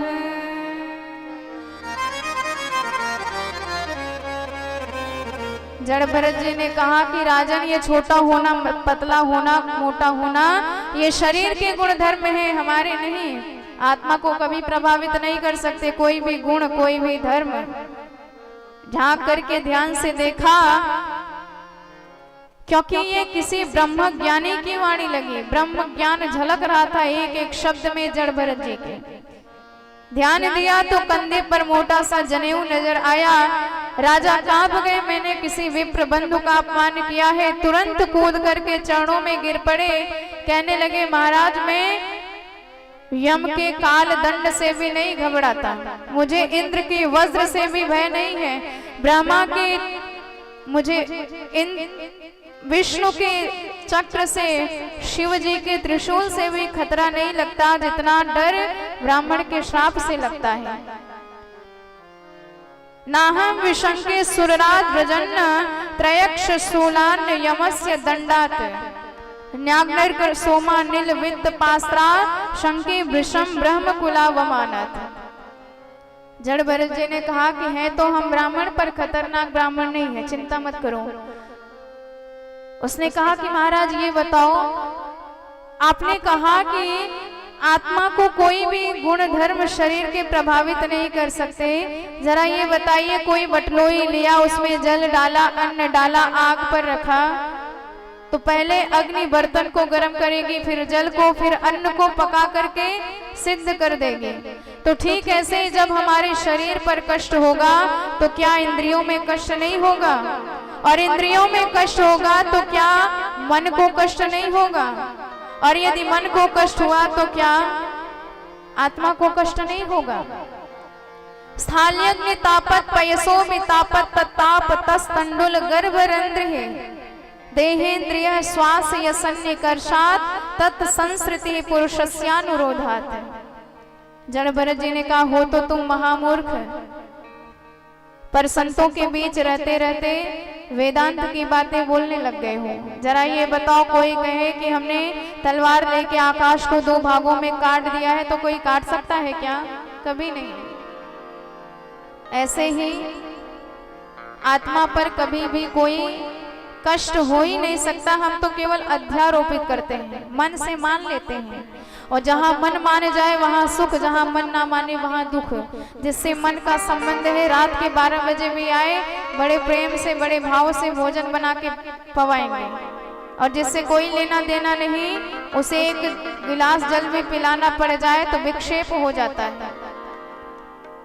दूसरी बात समझाई कि जब तक अहंकार में अभिमानी बने रहोगे तब तक कभी भी संतों का सत्संग उपदेश प्रभावित नहीं कर सकता, कल्याण नहीं कर सकता है। इसलिए नम्रता बनाओ, संतों के चरण रज में स्नान करना सीखो। रहु गणे तपसा नयाति न चेजया निर्व पणात गृहाद्वा न छंदसा नैव जलग्नि सूये विना महत पाद रजोभिषेकम। और जब तक संतों के चरण धूलि में, चरण रज में स्नान नहीं करोगे तब तक किसी भी कल्प में उद्धार होने वाला नहीं। संत का सम्मान करना सीखो। कल्याण कर दिया राजा रहुगण का, और इन्हीं का अनुकरण अरहन नाम के राजा ने किया और वहीं से जैन मत का आरंभ हुआ। सारा खगोल विज्ञान परीक्षित जी को सुखदेव जी ने समझाया, नरकों का वर्णन करके सुनाया। कहा कि पृथ्वी से 99,000 योजन 28 प्रमुख प्रकार के नरक हैं। कौन कौन से पाप से किस किस पापी को नरक में डाला जाता है, सविस्तार वर्णन किया। तत्र यस्तु परवितापत्य कलत्राणि अपहरति सही काल पाश बद्धो यम पुरुषैरति भयानक ताम्रस्त्रे नरके बलान निपात्यते। जो पराये धन का, पराई स्त्री का, पराये बच्चों का अपहरण करते हैं उन्हें ताम्रस्त्र नरक में डाला जाता है, जहाँ की भूमि तांबे जैसी तपती रहती है। जो अतिथियों को क्रोध भरी निगाह से देखते हैं उन्हें वज्रतुंड नरक में डाला जाता है, जहां बड़े बड़े गीध उनकी आंखों को नोच कर खा जाते हैं। ऐसी भयंकर नारकीय यातनाएं भुगतनी पड़ती हैं, पर उस नरक यातना में भुगतने के बाद कभी भी मृत्यु होती नहीं है, केवल कष्ट ही होता है। यहाँ इस संसार में ज्यादा कष्ट हो तो मृत्यु हो जाती है, मुक्त हो जाता है व्यक्ति। पर नरक में चाहे जितना कष्ट हो, चाहे जितना आपको नरक यातना भुगतना पड़े, लेकिन मृत्यु कभी नहीं होती, वहां पर भुगतना ही पड़ता है। इतना खतरनाक वर्णन किया, कांप गए परीक्षित महाराज। उन्होंने कहा महाराज कुछ उपाय भी तो बताइए नरकों से मुक्त होने का। सुखदेव जी हंसते हुए कहते हैं कि परीक्षित, भगवान ने ये नरक तो पापियों के पाप शोधन के लिए बनाए हैं। जैसे एक उजला सा वस्त्र हो, आप उसके नियमित सफाई ना करें तो क्या परिणाम निकलेगा? धोबी घाट पे जाएगा और वहां पता है आपको कैसी कैसी सफाई होती है। ऐसे भगवान ने इतना निर्मल मानव तन दिया, पर हम पाप पे पाप करते गए लगातार, प्रायश्चित से कभी इसकी सफाई नहीं करे तो नरक में सबको भुगतना पड़ेगा। सुखदेव जी ने कहा यदि इससे बचना चाहो तो एक उपाय हम बताते हैं। ऐसा साबुन बताएंगे कि एक बार इससे रगड़ के धो दिया तो बड़े से बड़ा दाग ढूंढते रह जाओगे। और वह उपाय क्या है? जैसे सूर्य भगवान के उदय होते ही त्रिभुवन का अंधकार दूर हो जाता है, ऐसे एक बार किसी ने, चाहे जितना बड़ा पापी हो, चाहे जितना बड़ा पतित हो, भगवान का नाम ले लिया अपने मुख से, तो उसके जन्म जन्मांतर के, युग युगांतर के, कल्प कल्पांतर के सारे पाप पुंज भस्मीभूत हो जाया करते हैं। केचित केवल भक्त्या वासुदेव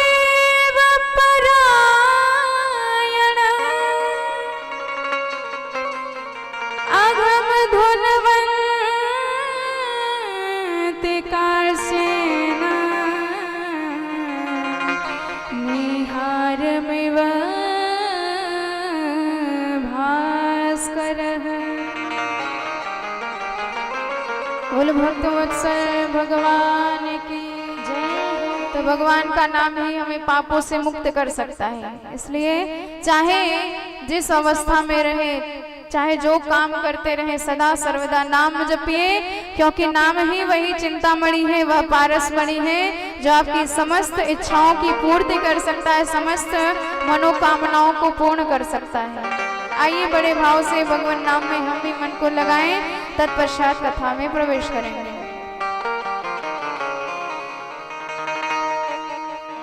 जप ले मनवा तो राम के नमवा, बीती उमरे आ जाए रे,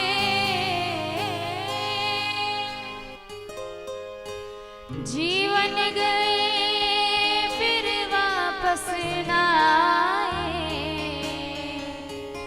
व्यर्थ काहे तू गवाए रे। जीवन गए फिर वापस नाए, व्यर्थ काहे तू गवाए रे। जीवन गए फिर वापस नाए, व्यर्थ काहे तू गवाए रे। जप ले मनवा तो राम के नमवा, जप ले मनवा तो राम के नमवा, बीती उमरिया जाए रे। जीवन गए फिर वापस नाए, व्यर्थ काहे तू गवाए रे। जीवन गए फिर वापस नाए, व्यर्थ काहे तू गवाए रे।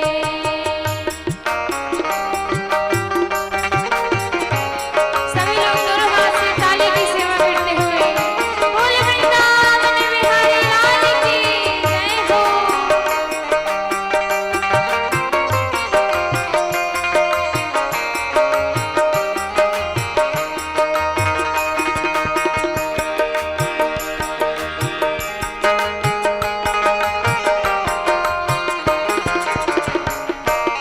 जय जय श्री राधे।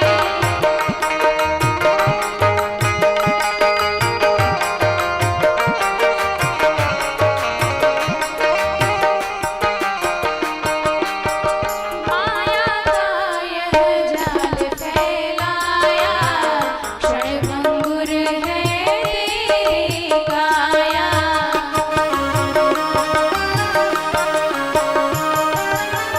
माया का यह जाल फैलाया, क्षणभंगुर है तेरी काया। क्षणभंगुर है तेरी काया। मनुज वपुधरने पर पाया, काम नहीं कोई आखिर आया। काम नहीं कोई आखिर आया। नाम है पास,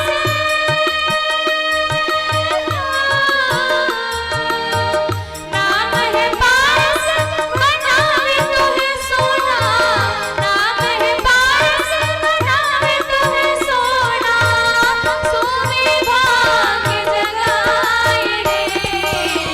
जीवन गए फिर वापस नाए, व्यर्थ काहे तू गवाए रे। हो जीवन गए फिर वापस नाए, व्यर्थ काहे तू गवाए रे।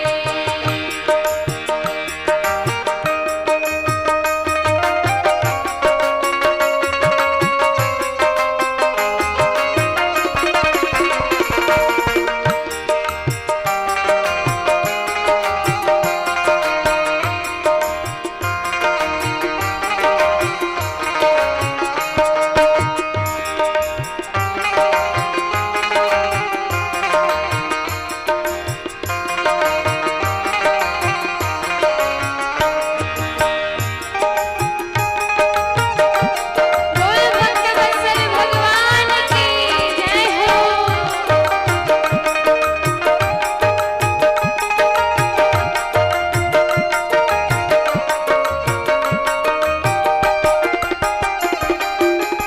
जननी जनक बंधु सुत दारा, स्वप्न सा ये अद्भुत जग सारा।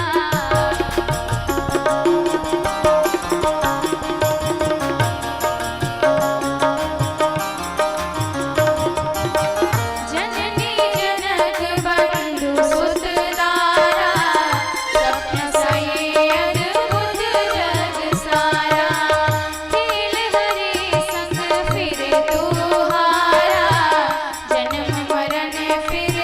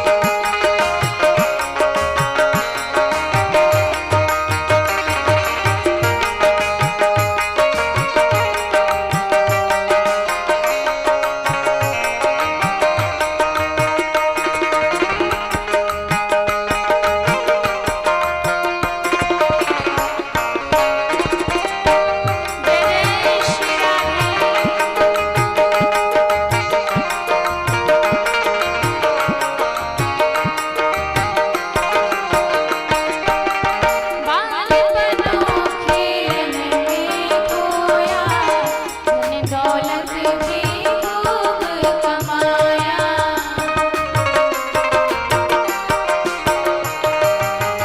बालपनों खेलन में खोया, धन दौलत भी खूब कमाया। बालपनों खेलन में खोया, धन दौलत भी खूब कमाया। लक्ष्य हरि पद भूले गवाया, क्या करना है याद न आया।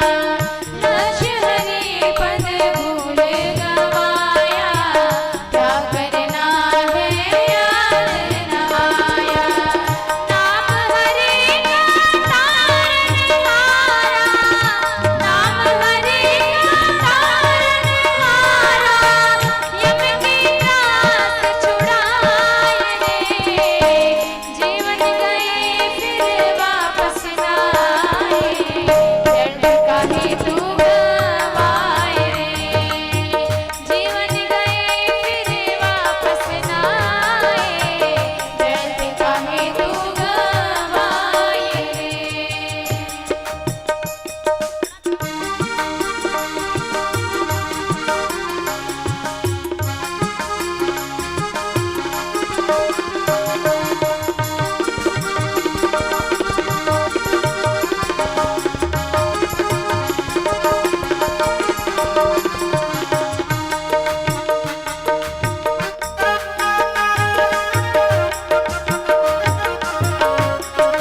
बड़े भाव से सभी लोग दोनों हाथ उठा के ताली की सेवा करते हुए बोल बाबे बिहारी लाल की जय हो।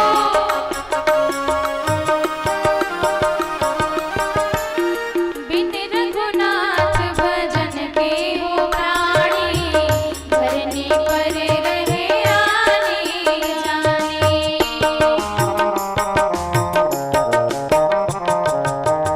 बिन रघुनाथ भजन के हो प्राणी, धरनी पर रहे आनी जानी। 9-10 मास गर्भ में बितानी, उल्टे सिर पड़े फिर लटकानी। 9-10 मास गर्भ में बितानी, उल्टे सिर पड़े फिर लटकानी। राम का नाम अमोलक हीरा, राम का नाम अमोलक हीरा, राम खर्च बन जाए रे। जीवन गए फिर वापस न आए, व्यर्थ काहे तू गवाए रे। जीवन गए फिर वापस न आए, व्यर्थ काहे तू गवाए रे। जप ले मनवा तू राम के नमवा, जप ले मनवा तू राम के नमवा, बीती उमरिया जाए रे। जीवन गए फिर वापस न आए, व्यर्थ काहे तू गवाए रे। जीवन गए फिर वापस न आए, व्यर्थ काहे तू गवाए रे। जीवन गए फिर वापस न आए, व्यर्थ काहे तू गवाए रे। जीवन गए फिर वापस न आए, व्यर्थ काहे तू गवाए रे। बोलो भगवान की जय हो। सुखदेव जी ने परीक्षित जी को भगवान के नाम की महिमा के संबंध में अजामिलोपाख्यान सुनाया।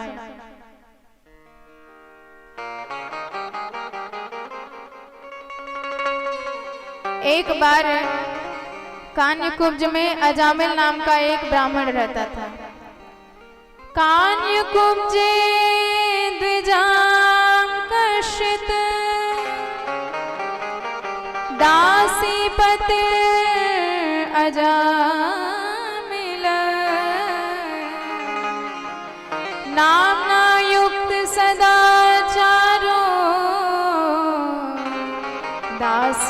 संसर्ग दूषिता।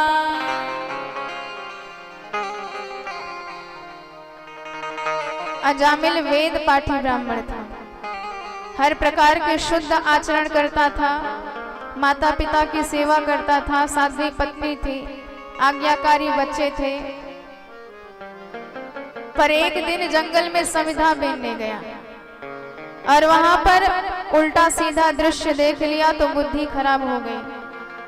एक वैश्या को शूद्र में रत देख लिया, बुद्धि इतनी मलिन हो गई, इतना विवेकी, इतना ज्ञानी, इतना वेद पाठी, हमेशा के लिए उसी वैश्या के साथ चला गया। इसलिए मन का भरोसा नहीं। मनुष्य के बिगड़ने के दो ही कारण हैं, नेत्र और कान। इन्हीं दोनों इंद्रियों के माध्यम से बड़े बड़े धीर वीर पुरुष भी भटक जाते हैं, अपने मार्ग से पथ भ्रष्ट हो जाते हैं। अजामिल उसी वैश्या के साथ हमेशा के लिए चला गया। संतों के कहने पर उसने अपने सबसे छोटे बेटे का नाम नारायण रख दिया और उस बच्चे से अत्यंत प्रेम करता था। और जब इसके जाने का समय आया, अंतिम वक्त आया, तो यम के 4 काले काले दूत भयंकर प्रकट हुए सन्मुख। और जब इसने भयंकर यम दूतों का दर्शन किया, इतना भयाक्रांत हो गया, अपने उसी बेटे को पुकार बैठा जिसे अत्यंत प्रेम करता था, सदा हर काम के लिए उसी को बुलाता था। दूरे क्रीडन का सत्ता पुत्रम नारायणा भयम प्लावितेन स्वरेणोचै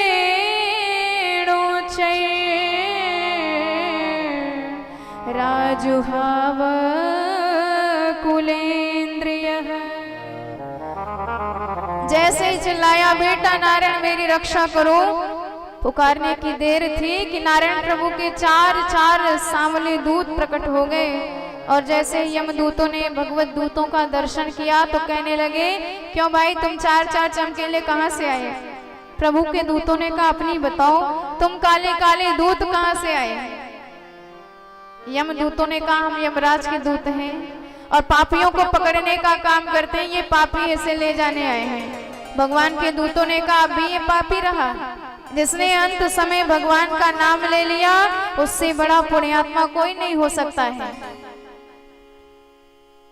यमदूतों ने कहा, पागल किसी और को बनाओ, ये तुम्हारे प्रभु का नाम नहीं है, तो अपने बेटे का नाम पुकार रहा था। भगवान के दूतों ने कहा, हमें इससे कोई लेना देना नहीं, भले इसने अपने बेटे को बुलाया है, पर नाम तो हमारे प्रभु का है।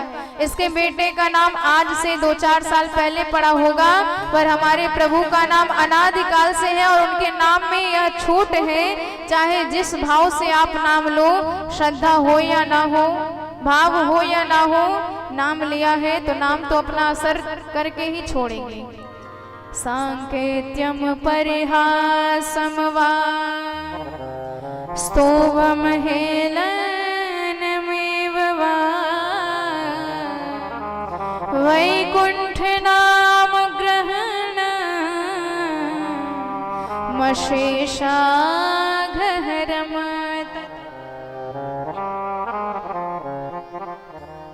भाय कुभाय अलख आलस हो, भाय कुभाय अलख आलस हो, नाम जपत मंगल दिसि दस हो, भाय कुभाय अलख आलस हो, नाम जपत मंगल दिसि दस हो।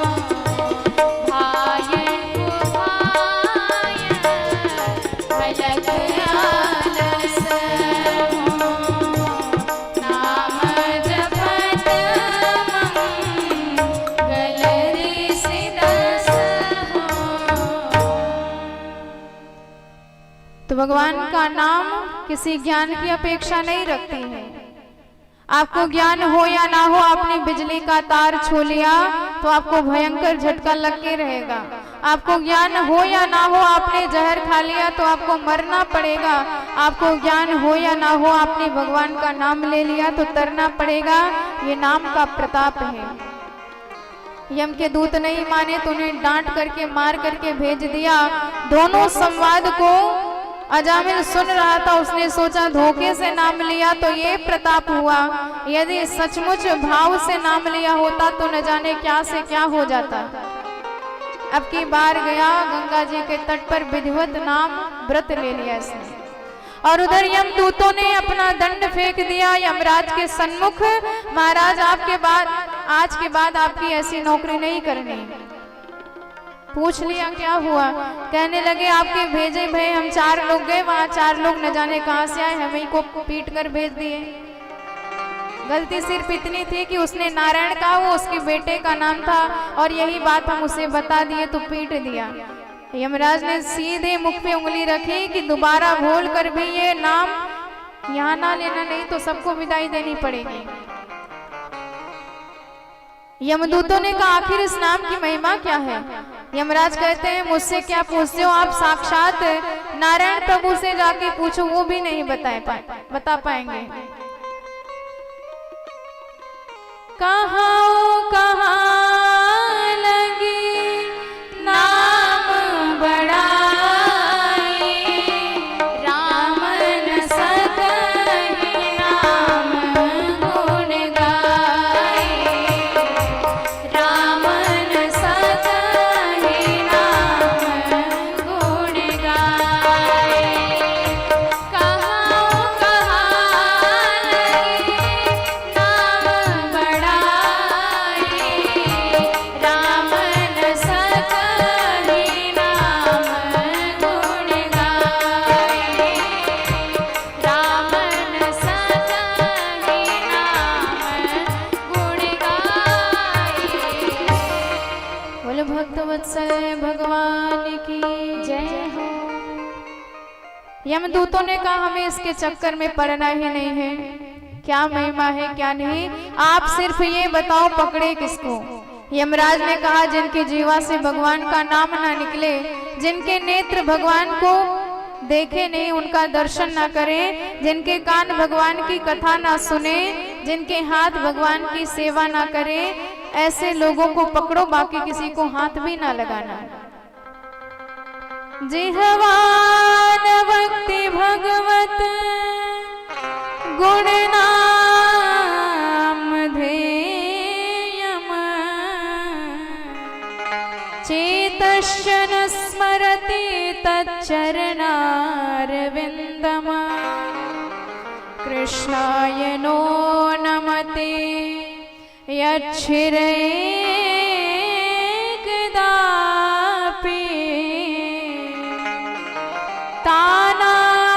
तानानयध्वमसतो कृतवेष्णुकृत्या।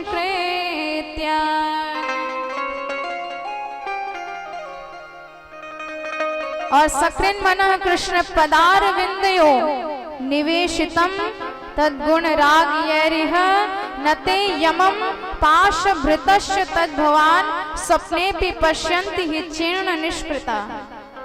एक बार भी जो भगवान की शरण ग्रहण कर लिए, भगवान का नाम ले लिए, वो व्यक्ति स्वप्न में भी कभी यमदूत का दर्शन नहीं करते। ये हमारे प्रभु के नाम की महिमा है। बोल भक्त वत्सल भगवान की जय हो। आगे सुनाते हैं सुखदेव जी कि प्रचेता गणों ने वृक्ष की कन्या वार्क्षी से विवाह किया, दक्ष जैसे प्रतापी पुत्र को जन्म दिया। दक्ष ने वीरणी से विवाह किया और 10,000 पुत्रों को प्रकट किया। नारद जी ने सबसे ऐसा प्रश्न पूछा कि सबको वैरागी बना दिया। पूछा कि ये बताओ दोनों ओर बहने वाली नदी का नाम क्या है। बच्चे नहीं बता पाए। फिर पूछा ये बताओ विचित्र भाषा बोलने वाले हंस का क्या नाम है। नहीं बता पाए। फिर प्रश्न किया ये बताओ उस बिल का नाम जिसमें जाने के बाद कोई वापस नहीं आता, नहीं बता पाए।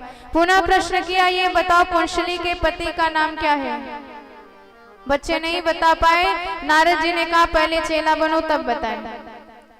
और जब शिष्यत्व ग्रहण कर लिया सबने, तो नारद जी ने बताया कि दोनों ओर बहने वाली नदी का नाम है माया, जो एक तरफ सृजन कर रही है, दूसरी तरफ संहार है। और ऐसा बिल जिसमें जाने के बाद कोई वापस नहीं आता, वह है मोक्ष। और विचित्र भाषा बोलने वाले हंस का नाम है वेद, कहते कुछ और है, अर्थ कुछ और ही निकलता है। और पुंशली के पति का नाम है माया, माधव। सबको वैरागी बना दिया। दक्ष को क्रोध आया पर कुछ नहीं बोला। अब की बार 1000 पुत्रों को जन्म दिया। पुनः नारद जी ने उन्हें वैरागी बना दिया। इतना क्रोध आया, नारद जी को श्राप दे दिया कि तस्मान लोके सुते मूढ़ा ना भ्रमेत भ्रमता पदम, कि नारद तुम्हारा पैर एक जगह कभी टिकेगा नहीं, हमेशा भटकते रहोगे। नारद जी ने कहा अच्छा है, बहता जल रमता जोगी अच्छा रहता है। अब की बार 60 कन्याओं को जन्म दिया। 27 चंद्रमा को ब्याही, 13 कश्यप जी को ब्याही, जिसमें दीति नाम की पत्नी से रचना नाम की बेटी हुई। रचना का विवाह त्वष्टा मुनि के साथ हुआ। इनकी 2 संतानें हुई। विश्वरूप सन्निवेश, विश्वरूप इतना ब्रह्म ज्ञानी कि देवताओं का गुरु भी बना। जब गुरुदेव बृहस्पति इंद्र से नाराज होके चले गए, तो ब्रह्मा जी ने आदेश दिया कि विश्वरूप को गुरु जी बना लो, उनसे मार्गदर्शन लो, जब बृहस्पति जी आ जाएंगे तो छोड़ देना। तो गुरुदेव बनते ही सबसे पहले विश्वरूप ने नारायण कवच का दान दिया इंद्र को, जिसका प्रताप है। यदि कोई व्यक्ति नारायण कवच का नित्य पाठ करता है तो उस पर विश्व का कोई भी बड़ा सा बड़ा जादू टोना असर नहीं कर सकता है। हरिर्विदध्यान मम सर्व रक्षा। और एक बार इंद्र के लिए यज्ञ करवा रहे थे विश्वरूप, तो जोर जोर से तो देवताओं के नाम की स्वाहा करवाते, पर धीरे से दैत्यों के नाम की भी आहुति डलवा देते, क्योंकि दैत्य इनके मामा जी लगते हैं। इंद्र समझ गया कि गुरुदेव कुछ गड़बड़ कर रहे हैं। 3 सिर थे, तलवार उठाई, तीनों सिर धड़ से अलग कर दिया। ब्रह्म हत्या लग गई। इंद्र ने उस ब्रह्म हत्या को 4 भागों में बांटकर स्वयं मुक्त हो गया। पहला भाग दिया नदी को, जो फेन के रूप में है। दूसरा भाग दिया पृथ्वी को, जो उसर के रूप में है। तीसरा भाग दिया वृक्षों को, जो गोंद के रूप में है। चौथा भाग दिया स्त्रियों को, जो रजोधर्म के रूप में है। त्वष्टा मुनि को क्रोध आ गया कि एक तो मेरे बेटे को गुरु बनाया, ऊपर से वध भी कर डाला। सो इंद्र को मारने की दुर्भावना से एक यज्ञ किया। मंत्र त्रुटि हो जाने से भयंकर दैत्य प्रकट हो गया, वृत्रासुर नामक। और उस वृत्रासुर को आदेश दिया कि इंद्र का वध कर डालो। आदेश मिलते ही वृत्रासुर जैसे ही हमला किया, इंद्र घबराए। भगवान ने कहा कि दधीचि मुनि की हड्डियों से वज्र का निर्माण हो तो उसी वज्र से इसका वध होगा। दधीचि मुनि की हड्डियों से विश्वकर्मा भगवान ने दिव्य वज्र का निर्माण किया, और वही वज्र लेकर इंद्र रणभूमि में लड़ने के लिए आया। पर धन्य है, जैसे ही वृत्रासुर ने वज्र की तरफ देखा तो उस वृत्रासुर को वज्र में ही बिहारी जी नजर आने लगे। बड़े भाव से प्रणाम किया और 4 श्लोकों में दिव्य स्तुति गाई, और धर्म अर्थ काम मोक्ष चतुपुरुषार्थ उसने मांग लिया। बोल भक्त वत्सल भगवान की जय हो।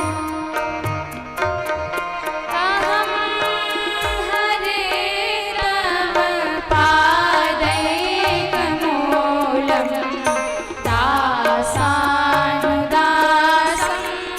भवितासि भूय।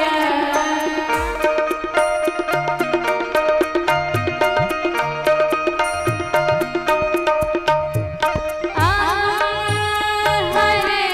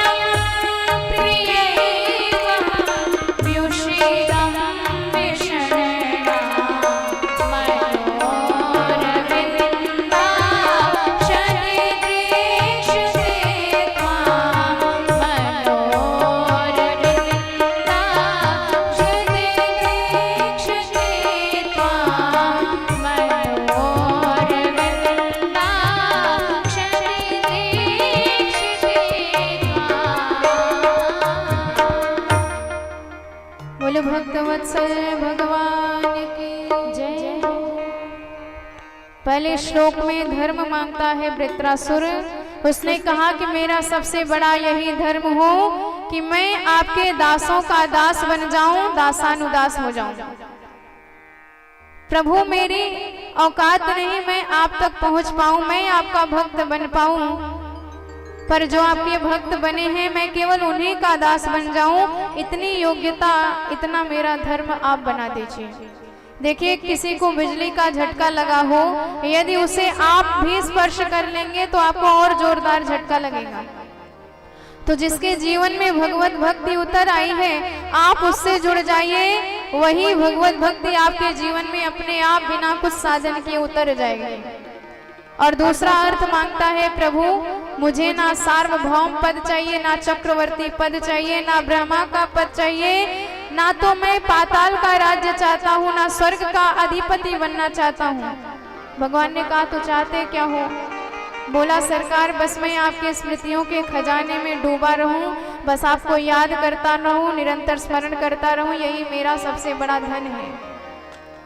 और तीसरा काम कहता है सरकार मैं आपको वैसे ही याद करूं जैसे एक पक्षी का छोटा सा बच्चा होता है, घोंसले में बैठा है, अभी उड़ नहीं सकता है, और जब माँ दाना चुगने बाहर चली जाती है तो वही पक्षी का बच्चा अपनी माँ के लिए परेशान रहता है, इंतजार करता रहता है कि कब मेरी माँ आएगी।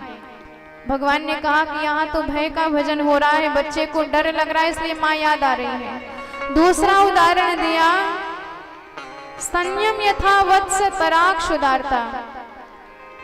जैसे एक गाय का बछड़ा होता है, अभी माँ का ही दूध पीता है, और माँ जब जंगल में घास चरने चली जाती है तो जैसे बछड़ा पूरे दिन माँ को याद करता रहता है, और जब माँ के आने का समय होता है रंभाने लगता है, रस्सियाँ तोड़ाने लग जाता है, ऐसे मैं भी आपसे मिलने के लिए छटपटाऊं।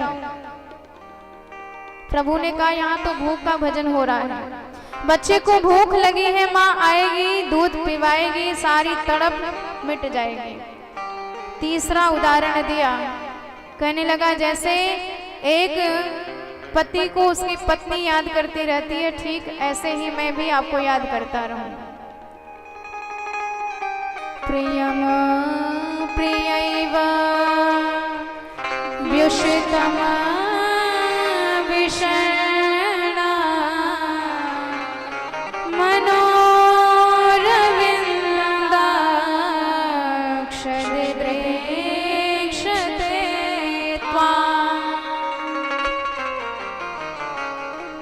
जैसे एक स्त्री का पति जब परदेश जाने लगा तो बहुत घबराई, महाराज मैं आपके बिना रह नहीं पाऊंगी।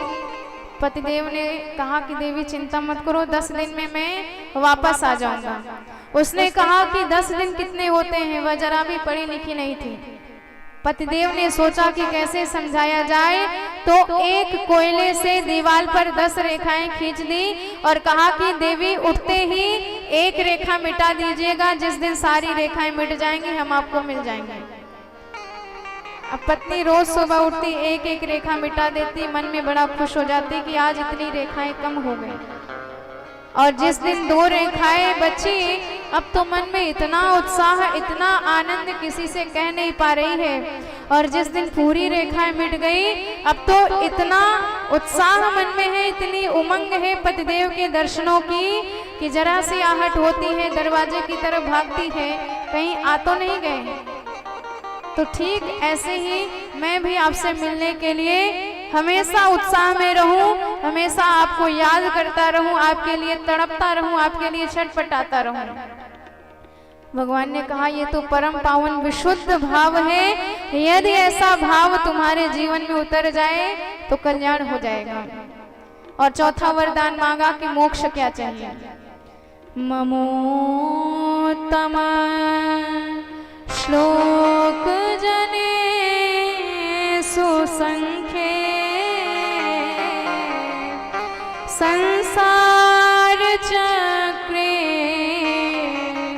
भ्रमत स्वकर्मभिः त्वन्मां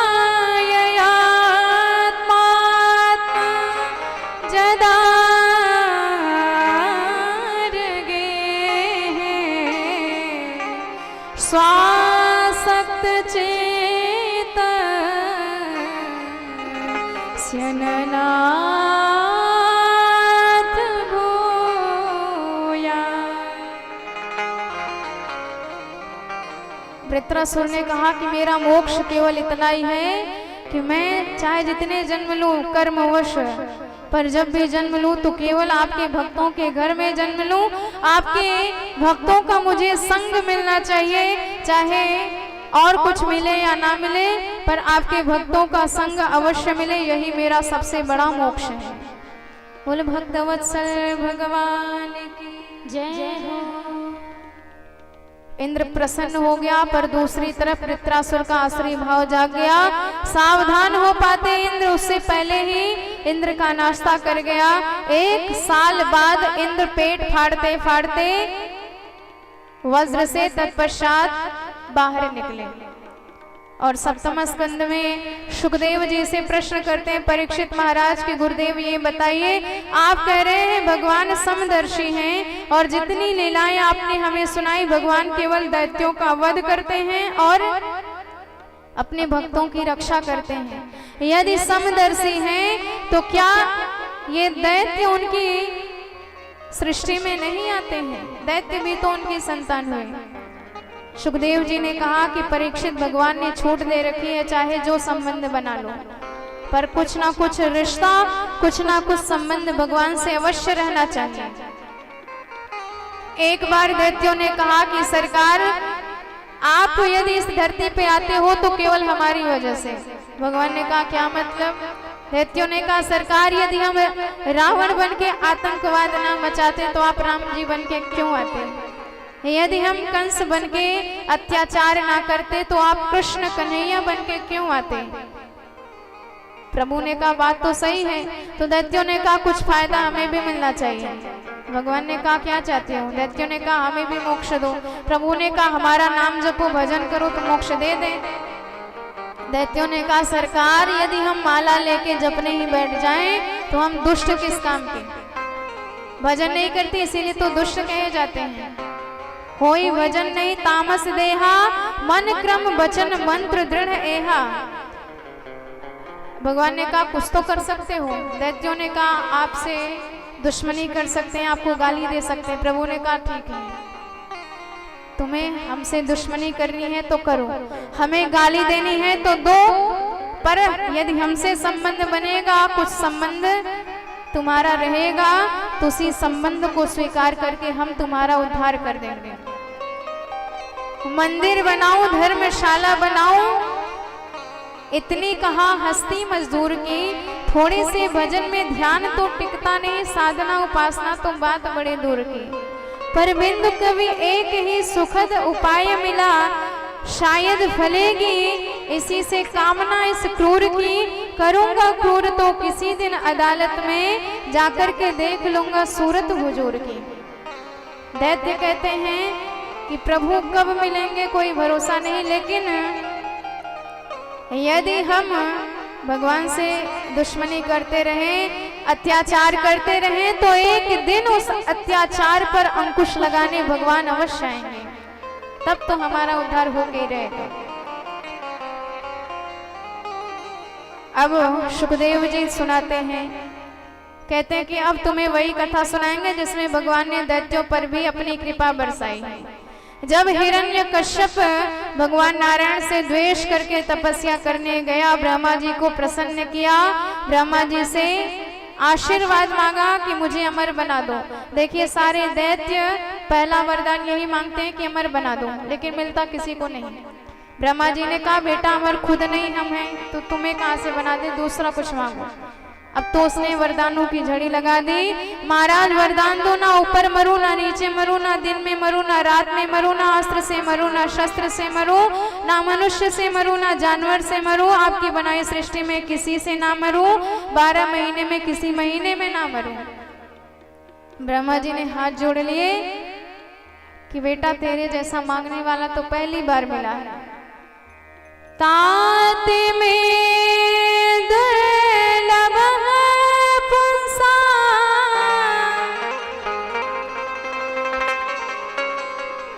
यान प्रणेश वरान मम,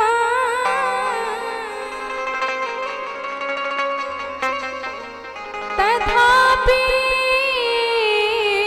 वितराम्यंग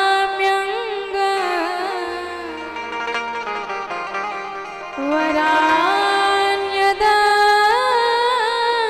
दुर्लभा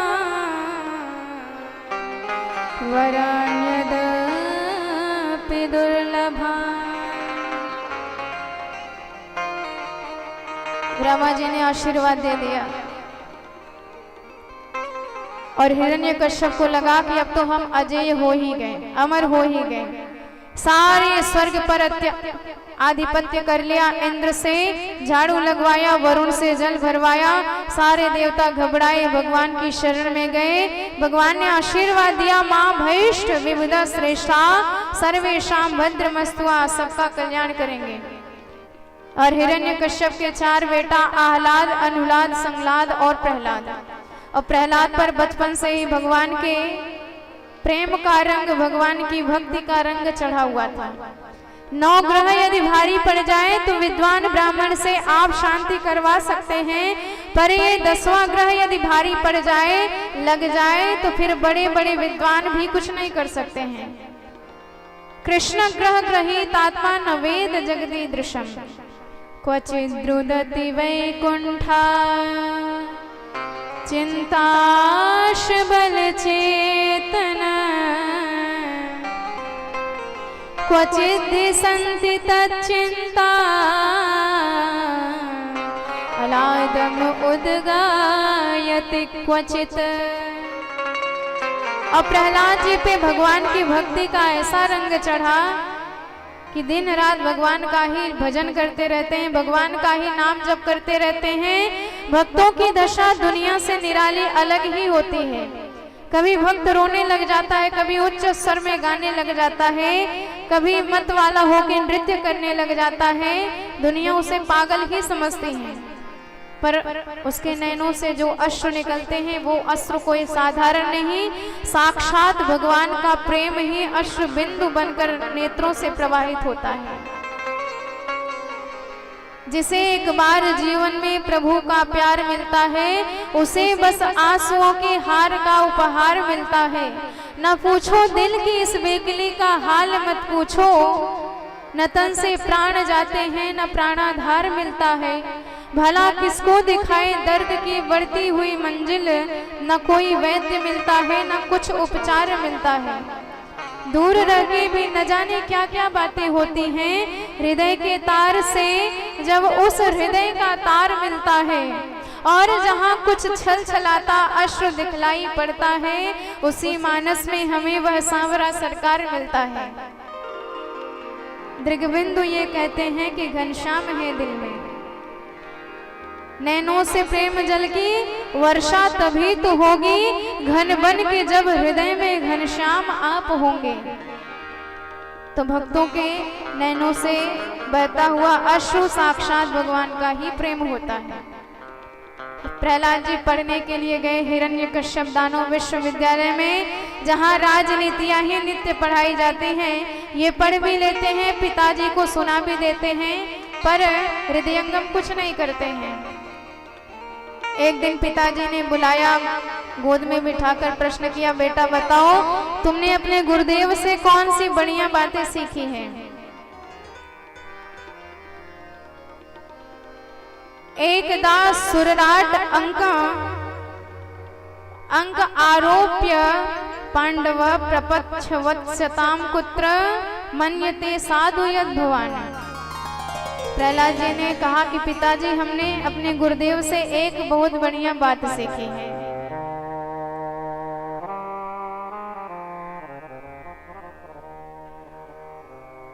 तत्साधु मन्ये सुरवर यदेहिना सदा समुद्वग्निध्यामसद्गः हित्वात्मपातं गृहमन्धकूपं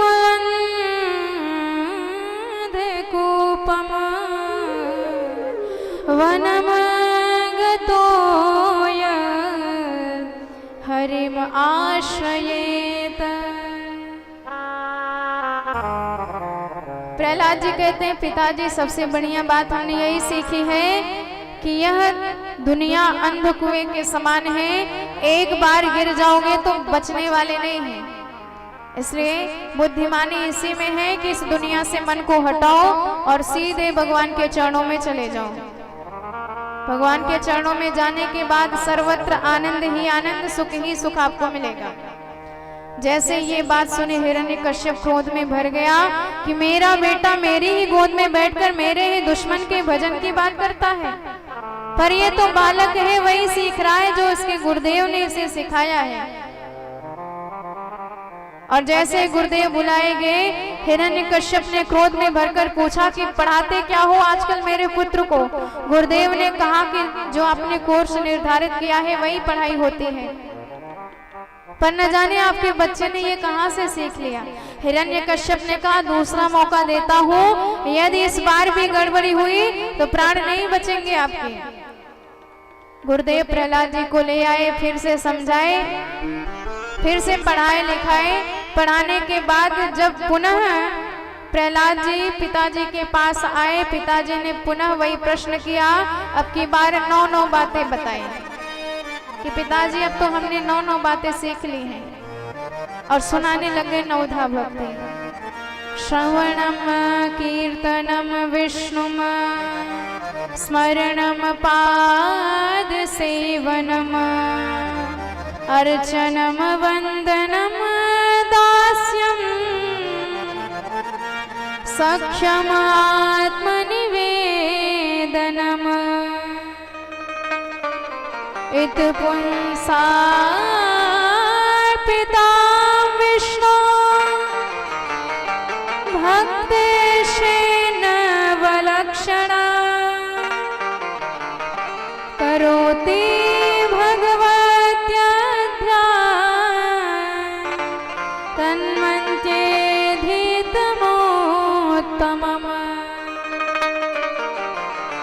और जब नवधा भक्ति सुनाई, हिरण्यकश्यप क्रोध में इतना भर गया, तलवार उठाई और खंडामर्क जी के गर्दन पर धर दी। कांप गए दोनों आचार्य। हिरण्यकश्यप ने कहा कि तुमने ध्यान नहीं दिया है इस पर, इसकी विद्या का उत्तरोत्तर विकास हुआ है। कांप करके कहने लगे महाराज आपकी कसम खाते हैं, ना हमने इसे पढ़ाया ना किसी और ने पढ़ाया, सच कहें तो आपका बेटा पढ़ा पढ़ाया ही पैदा हुआ है। मन्ये कुतश्चित् भयम् अच्युतस्य पादाम्बुजोपासनमत्र नित्यम्। गुरुदेव कहते हैं कि सच कह रहे हैं महाराज, न जाने कहां से आपका बेटा सीख लेता है और सीखने के बाद आपको सुना देता है। न मत प्रणीतम न परा प्रणीतम सुतो वदत्ये शतवेन्द्र शत्रो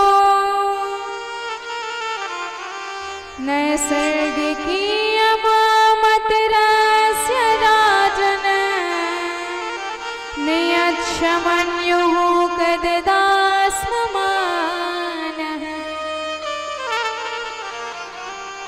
आप अपने बेटे से ही क्यों नहीं पूछ लेते हैं? हिरण्यकश्यप ने जैसे प्रहलाद जी से पूछा, प्रहलाद जी कहने लगे पिताजी प्रणाम करता हूँ भगवान की उस माया को जिसे यदि अच्छी बातें बता दो बुरी ही लगती है। किसी को रोग है, सर्प ने काटा है, यदि उसे नीम की पत्ती खिलाएंगे कड़वी कड़वी नीम मीठी लगेगी, और मिश्री खिलाएंगे तो मीठी मीठी मिश्री उसे कड़वी लगेगी। जिसे रस में कन्हैया कड़वे लग रहे हैं, समझ लो उसे विषय का रोग लगा हुआ है, भव का रोग लगा है। और जिसे विषय मीठा लग रहा है और भगवान कड़वे लग रहे हैं, वह रोगी है, भव का रोगी है। हिरण्यकश्यप क्रोधित हो गए और कहने लगे इस प्रहलाद को छोड़ना मत, नष्ट कर डालो तुरंत। दिग्गजय दंड सुकैश अविचाराव पातने माया भी सन्निरोधैश गर्दानैर भोजने। बड़े बड़े असुर टूट पड़े प्रहलाद जी पर। पहाड़ों से गिराया गया, सर्प से डसवाया गया, जल में गिराया गया, जहर खिलाया गया, पर जिसकी रक्षा भगवान करे उसका कोई बाल भी बांका नहीं कर सकता है। होलिका आई, गोद में बिठाकर जलने के लिए चिता पर बैठ गई। ब्रह्मा जी का आशीर्वाद था कि जलेगी नहीं, पर जब भक्त पर कष्ट आता है तो भगवान विधाता के वचन को भी झूठा कर देते हैं। होलिका जल गई, प्रहलाद जी बच गए। जो अपराध भगत कर रही, राम रोष पावक सो जरही। जो भगवान के भक्त का अपराध करते हैं वह प्रभु के क्रोध रूपी अग्नि में जलकर भस्म हो जाते हैं। प्रहलाद जी के सारे सखा वही राख उड़ा उड़ा कर एक दूसरे पर उत्सव मनाने लगे। तभी से हमारे सनातन धर्म में होली का पर्व मनाया जाता है, जो भक्त के विजय का पर्व कहा जाता है। प्रहलाद जी को कैद कर दिया, गुरुदेव तो बाजार गए हैं। प्रहलाद जी ने सोचा कि भजन करना है, और भजन का आनंद तभी आएगा जब साथ में झुंड इकट्ठा रहेगा। प्रहलाद जी ने सारे अपने सखाओं को बुलाया और कहने लगे कि आओ आज प्रभु का भजन करेंगे मिलजुल कर। बच्चों ने कहा कि तुमने भजन किया, तेरी क्या हालत हुई हम सब देख रहे हैं, और भजन करना तो बुड्ढों का काम है। प्रहलाद जी ने कहा अपनी आयु कितनी मानते हो? मान लो 100 साल। 100 में से आधी आयु 50 साल वैसे ही खत्म कर दो, क्योंकि ये तुम्हारे सोने का समय है। बचे 50 साल, उसमें से प्रारंभ के 20 वर्ष हटा दो, ये तुम्हारे बचपन का समय है। बचे 30 साल, उसमें से भी आखिर के 20 वर्ष खत्म कर दो, क्योंकि ये तुम्हारी वृद्धावस्था का समय है, इसमें भजन नहीं कर सकते। बचे 10 साल, और यदि इन 10 सालों में विवाह हो गया, देवी जी आ गई, तो नित्य उनके ही मंत्र कान में सुनाई देंगे। तो भजन का समय कहाँ मिला? जिंदगी जब तक रहेगी, फुर्सत ना होगी काम से, कुछ क्षण ऐसा निकालो, प्रेम कर लो राम से। भगवान के लिए हमें समय निकालना ही पड़ेगा। कमार आचरित प्राज्ञो धर्मान भागवतानिह दुर्लभम मानुषम जन्म तदप्य ध्रुवम अर्थदम। बच्चों ने कहा तेरी बात ठीक है, पर प्रहलाद जी हम तो दैत्य हैं और भजन तो देवता लोग करते हैं। प्रहलाद जी ने कहा ये भी गलत है। देवो सुरो मनुष्यो वा यक्षो गंधर्व एव वा भजन मुकुंद चरण स्वस्तिमान स्यात् यथा वयम। चाहे देवता हो, चाहे दैत्य हो, चाहे मानव हो, चाहे जानवर हो, यदि भगवान का भजन करता है तो भगवान उसे स्वीकार करते हैं। कोई जाति पाति का भेद नहीं। बच्चों ने कहा अच्छा तेरे पिता बड़ी क्रोधी हैं, उनसे कौन बचाएगा? प्रहलाद जी ने कहा कि जब गोविंद मेरी रक्षा कर रहे हैं तो वही सरकार तुम सबकी भी रक्षा करेंगे, इसलिए चिंता मत करो। अब तो सारे बच्चे तैयार हो गए। प्रहलाद होगी सो देखी जाएगी, हम सब तो भजन करेंगे भगवान का। और सभी बच्चे मिलजुल कर प्रहलाद जी के साथ भगवान का भजन करने लगे। आइए हम सब भी मन को वहीं लेकर चलें। बोल भक्तवत्सल भगवान की जय हो। क्या जाने क्या जाने क्या जाने कोई क्या जाने, मेरी लगी शाम संग प्रिय ये दुनिया क्या जाने। मेरी लगी शाम संग प्रिय ये दुनिया क्या जाने। क्या जाने क्या जाने क्या जाने कोई क्या जाने, मुझे मिल गया मुझे मिल गया मुझे मिल गया मन का मैं ये दुनिया क्या जाने। मुझे मिल गया मन का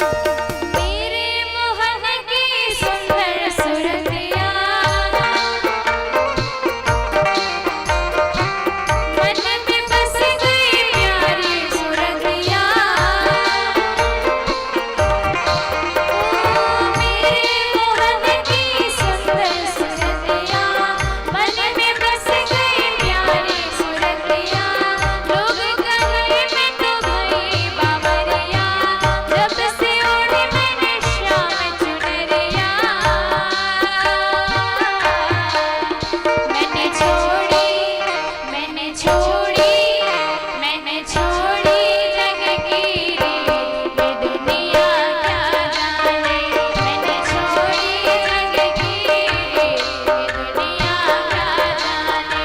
मेरी लगी श्याम संग प्रिय, ये दुनिया क्या जाने। मेरी लगी श्याम संग प्रिय, ये दुनिया क्या जाने।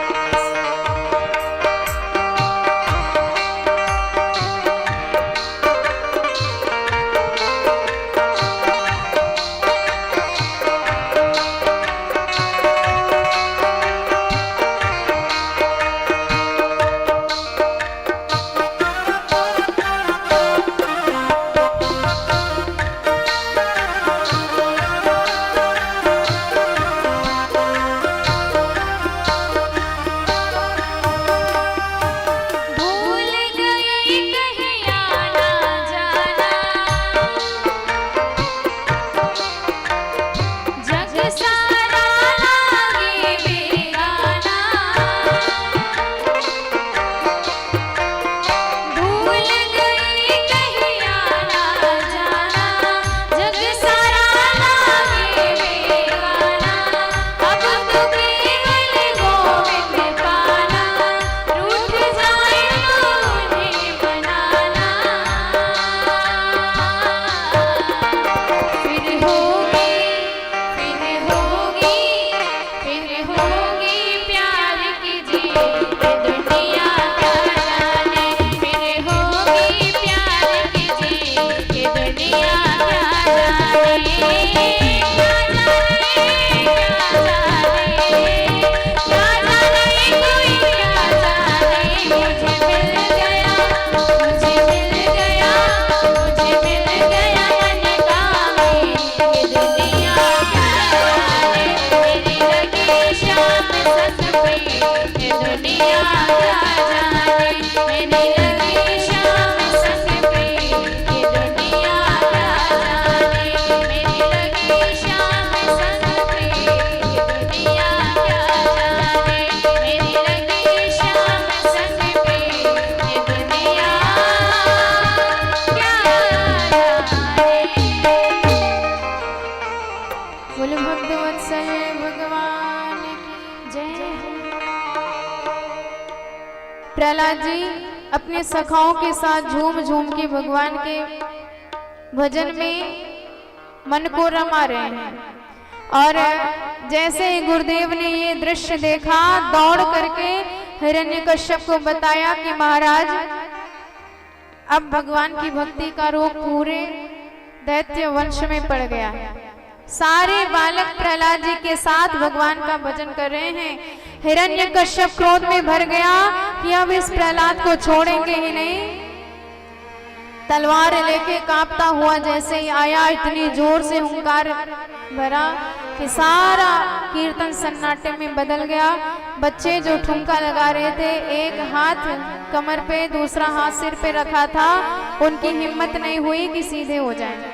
इशारा करते हैं प्रहलाद जी की तरफ, देख तेरे पिताजी आ गए।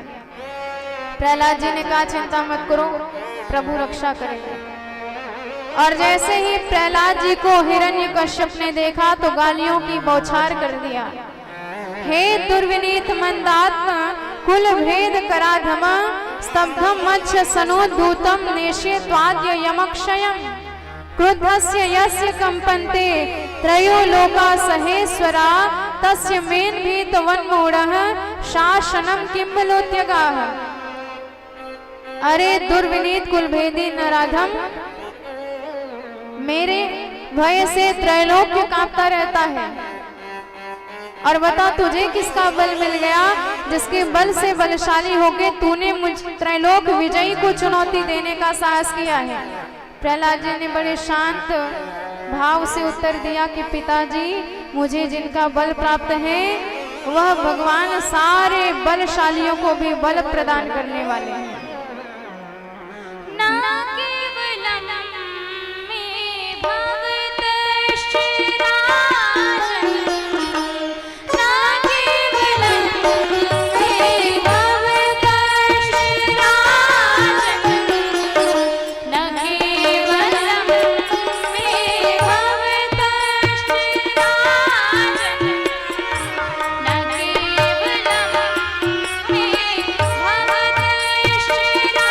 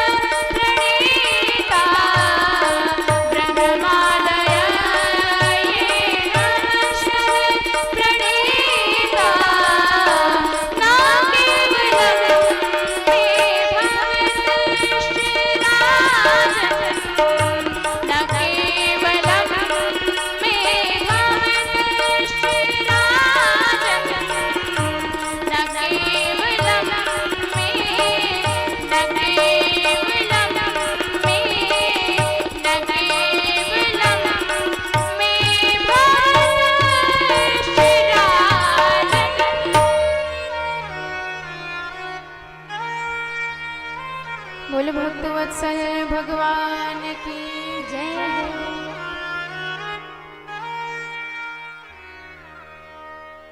प्रहलाद जी ने कहा कि पिताजी, आपको तो ब्रह्मा जी का बल प्राप्त है, पर मेरे सरकार उन ब्रह्मा जी को भी बल देने वाले हैं, और भगवान के बल से ही इस दुनिया में जितने भी आपको बलशाली दिखाई दे रहे हैं सब बलशाली हैं।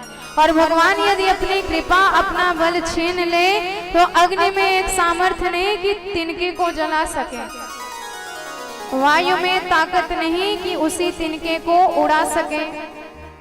भगवान का ही बल है कि सारे शक्तिशाली अपना कार्य कर सकते हैं।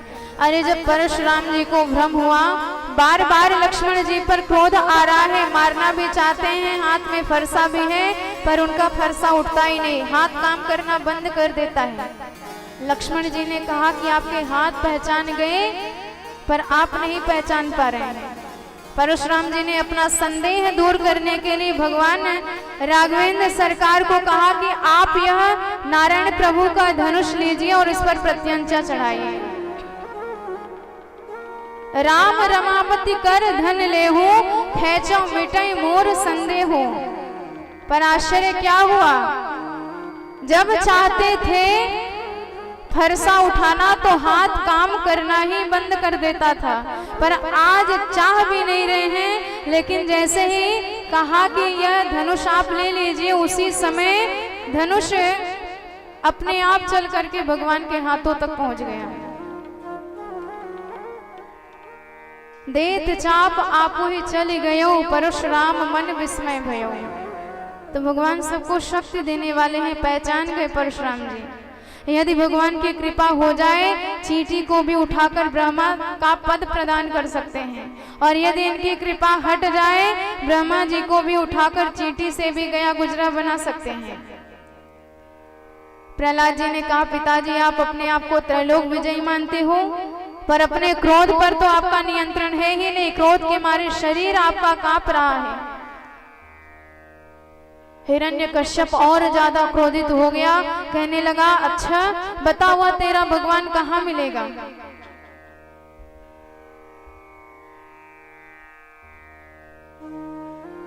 प्रहलाद जी ने कहा कि पिताजी ये पूछिए कहाँ नहीं मिलेगा। जगत का ऐसा कोई क्षण नहीं, ऐसा कोई कण नहीं जहां भगवान ना हो। हिरण्यकश्यप ने कहा कि यदि वह सर्वत्र है तो बता क्या इस खंभे में भी मुझे मिलेगा? प्रहलाद जी ने कहा हाँ। और भगवान कहा जहां भक्त की हाँ। क्वासो यदि स सर्वत्र कस्मात् स्तंभे न दृश्यते। जैसे ही प्रहलाद जी ने कहा जरूर मिलेंगे, हिरण्यकश्यप क्रोध में भरा हुआ अपनी गदा उठाया और घुमा करके बड़ी ही तीव्रता से उसी खंभे पर प्रहार कर दिया। खंभा फट गया और भगवान नरसिंह का रूप बनाए उस खंभे से प्रकट हो गए। बोले नरसिंह भगवान की जय हो। गगड़ गड़ गड़ानो खंभ फाटू चर चरानो, निकसो नर नाहर को रूप अति भयानक है। गगड़ गड़ गड़ावे दसन जीभ लप लपावे, चितवत सरोज मानो अंग जात खानो है। दिन के 12 बजे भगवान प्रकट हुए और सारे दैत्य मूर्छित हो गए भगवान का वह वेश देखकर। शाम की जैसे ही वेला हुई, हिरण्यकश्यप को भगवान ने परास्त किया, गोदी में बिठाया और सीधे जाकर देहली पर विराजमान हो गए। और जैसे ही पैर दबाया, गर्दन दबाया, ढाल तलवार छूट गया, कांप गया हिरण्यकश्यप। कहने लगा मुझे तो ब्रह्मा जी का बल प्राप्त है, ब्रह्मा जी का आशीर्वाद प्राप्त है।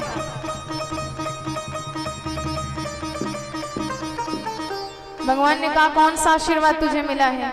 कहता है कि मुझे आशीर्वाद मिला है, ना मैं दिन में मरूंगा ना रात में मरूंगा। भगवान ने कहा बेटा यह सायंकाल की वेला है। कहने लगा मैं ना ऊपर मरूंगा ना नीचे मरूंगा। भगवान कहने लगे तू तो मेरी गोदी में विराजमान है, ना ऊपर है ना नीचे है। फिर बोला मैं ना भीतर मरूंगा ना बाहर। प्रभु बोले हम देहली पर विराजमान है, ना भीतर है ना बाहर है। कहने लगा मैं ना अस्त्र से मरूंगा ना शस्त्र से मरूंगा। प्रभु बोले अपने इसी विशाल नखों से तेरा वध करेंगे। फिर बोला ना मैं मानव से मरूंगा ना जानवर से मरूंगा। प्रभु बोले हम तुझे क्या दिखाई दे रहे हैं? कहने लगा सरकार ऊपर से तो आप मानो जानवर जैसे दिखाई देते हो, नीचे से मानो हो। भगवान ने कहा स्पेशल तेरे लिए बने हैं। फिर बोला कि मैं 12 महीने में किसी महीने में नहीं मरूंगा। भगवान बोले बेटा ये अधिक मास चल रहा है। कहने लगा मैं ब्रह्मा जी की सृष्टि में किसी से नहीं मरूंगा। प्रभु बोले ब्रह्मा हमारी सृष्टि में आते हैं, हम ब्रह्मा जी की सृष्टि में नहीं आते हैं। सारे वरदानों की रक्षा करी भगवान ने। सत्यम विधातुम निज भृत्य भासितम, अदृश्यतात्यद्भुत रूपमुद्वहन। और सारे वरदानों की रक्षा करके प्रभु ने अपना विशाल नख हिरण्यकश्यप के उदर में घोंप दिया और उसकी अतड़ी निकाल करके माला बनाकर पहन ली और हिरण्यकश्यप का भी उद्धार कर दिया। बोले भक्तवत्सल भगवान की जय हो। ब्रह्मा जी आए स्तुति करने पर टिक नहीं पाए भगवान के क्रोध के आगे। न तो स्म्यनन्ताय दुरन्त शक्तये, विचित्र वीर्याय पवित्र कर्मणे, विश्वस्य सर्ग स्थित संयमान गुणैः, स्वलीलया दधते व्ययात्मने।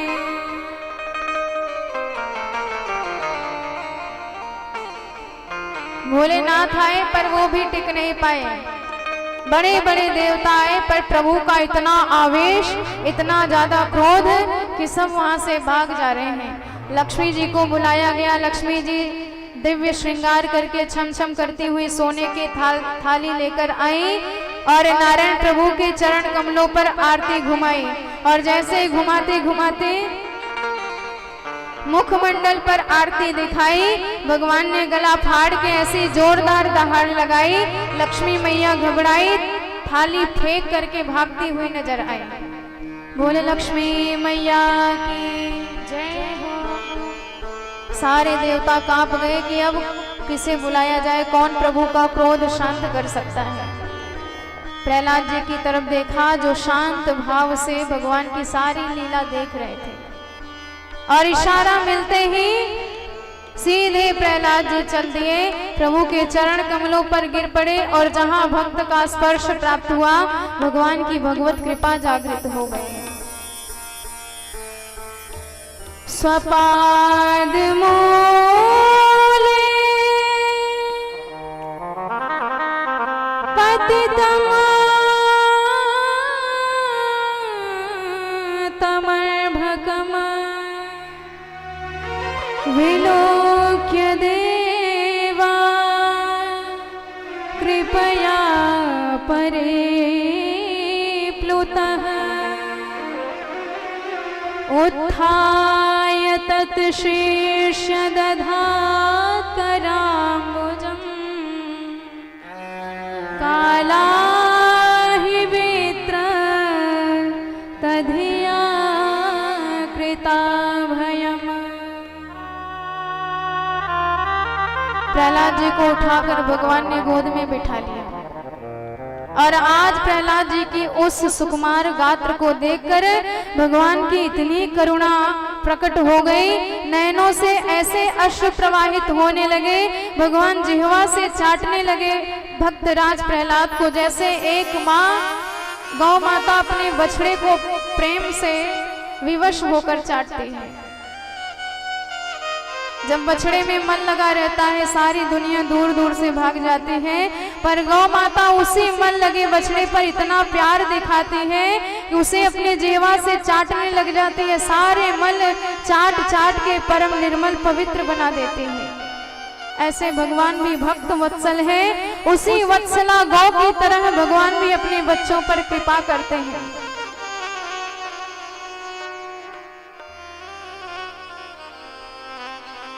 करहे सदा तीन के रखवारे, करई सदा तीन के रखवारे, जिमि बालक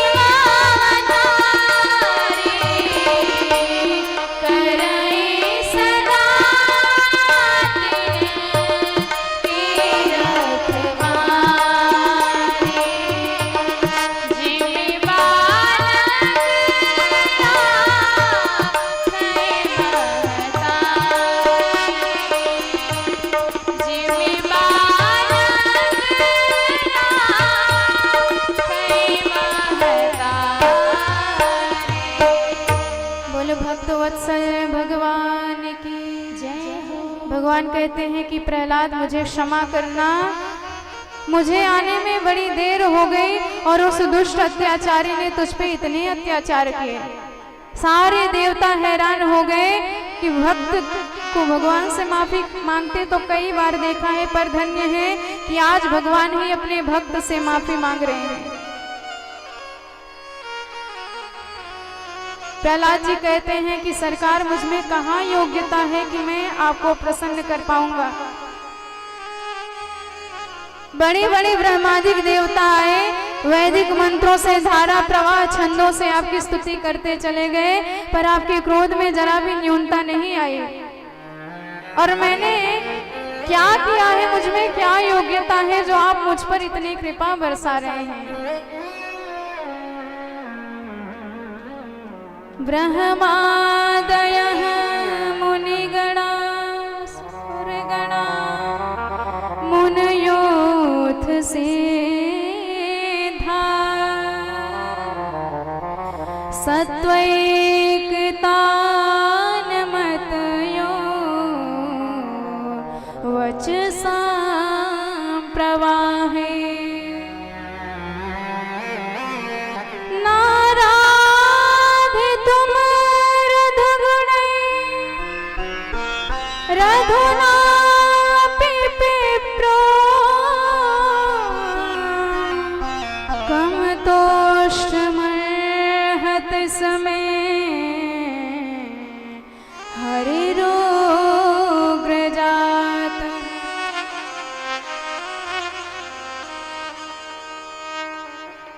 प्रहलाद जी कहते हैं आज जितनी कृपा आपने हम पर बरसाई है उतनी तो कभी अपने सगे बेटे ब्रह्मा जी पर भी नहीं बरसाई होगी आपने। अरे क्या जिस तरह मुझे गोद में बिठा के आप खिला रहे हैं, स्नेह दे रहे हैं, क्या उस तरह ब्रह्मा जी को भी गोद में बिठाया है, अपनी पत्नी लक्ष्मी को भी बिठाया है। पर यह सौभाग्य तो मुझे प्राप्त हुआ, इतनी कृपा आपकी मैं कैसे वर्णन कर सकता हूँ।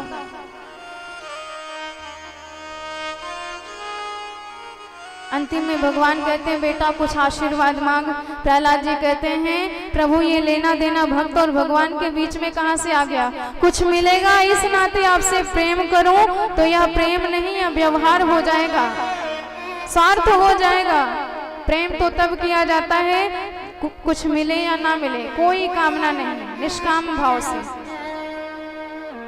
पर प्रहलाद जी ने देखा कि भगवान दे रहे हैं और मैं बार बार मना कर रहा हूँ, ये भी अच्छा नहीं लगता। तो कहते हैं प्रभु यदि आप देना ही चाहते हैं तो यही दीजिए कि आज के बाद से आपसे कभी कुछ ना मांगो। यदि राशिस में कामान वरस्वम वरदर्शवः कामानां हृदय संरोहम भवतस्तु वृणे वरम। और मेरे पिता की अधोगति नहीं होनी चाहिए। भगवान ने कहा बेटा तुझ जैसा परम भक्त जिस कुल में जन्म ले लेता है उस कुल की एक नहीं दो नहीं पूरी 21 पीढ़ियां तड़ जाती हैं। कुलम पवित्रम जननी कीर्तार्था वसुंधरा पुण्यवती चतेना अपार संवित सुख सागरेस्मिन् लीने परम ब्रह्मण यस्य चेतः। और इतनी कृपा हमारे भगवान ने प्रहलाद जी पर बरसाई, आशीर्वाद दिया। प्रहलाद तू कुछ मांग नहीं सकता तो मैं दिए बिना रह नहीं सकता, मैं तुम्हें आशीर्वाद देता हूँ कि एक मनवंतर पर्यंत यहाँ राज्य कर, तत्पश्चात मेरे नित्य धाम में नित्य पार्षद बन जा। और ऐसे भगवान ने गजेंद्र पर भी कृपा बरसाई जिसमें कोई भी योग्यता नहीं थी। आसेत गिरिवरो राजन स्त्रीकूट इति वेश्रुता।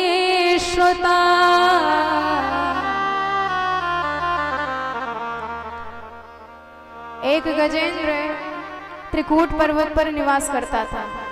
बल से अत्यंत मदान्ध परिवार के साथ रहता था।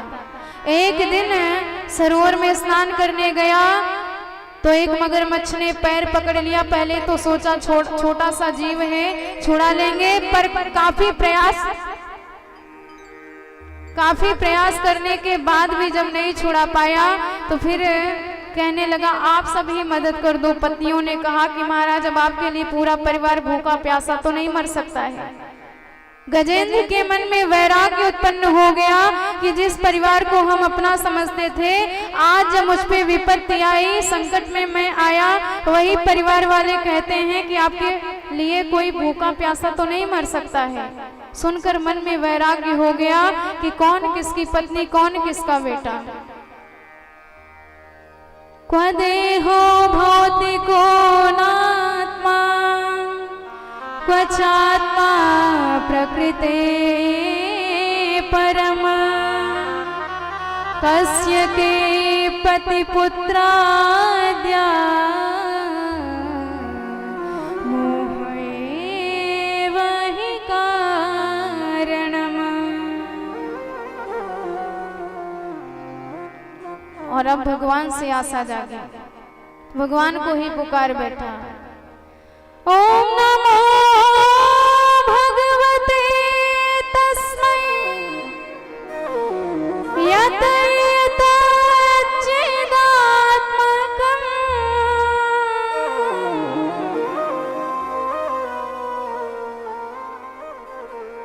पुरुषायादिबीजाय परेशाय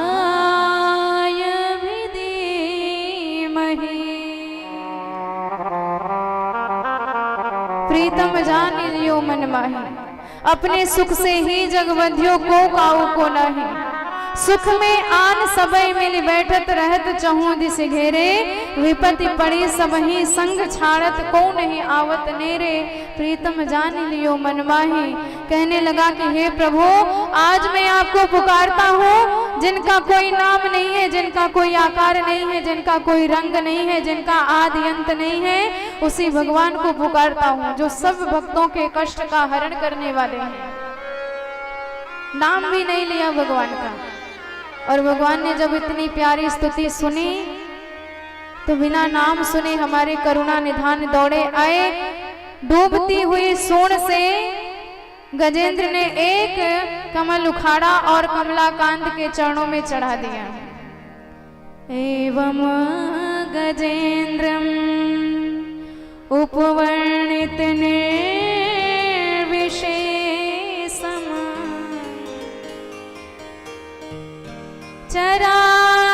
चराचरात्मा खिल सत्वधाम्ना।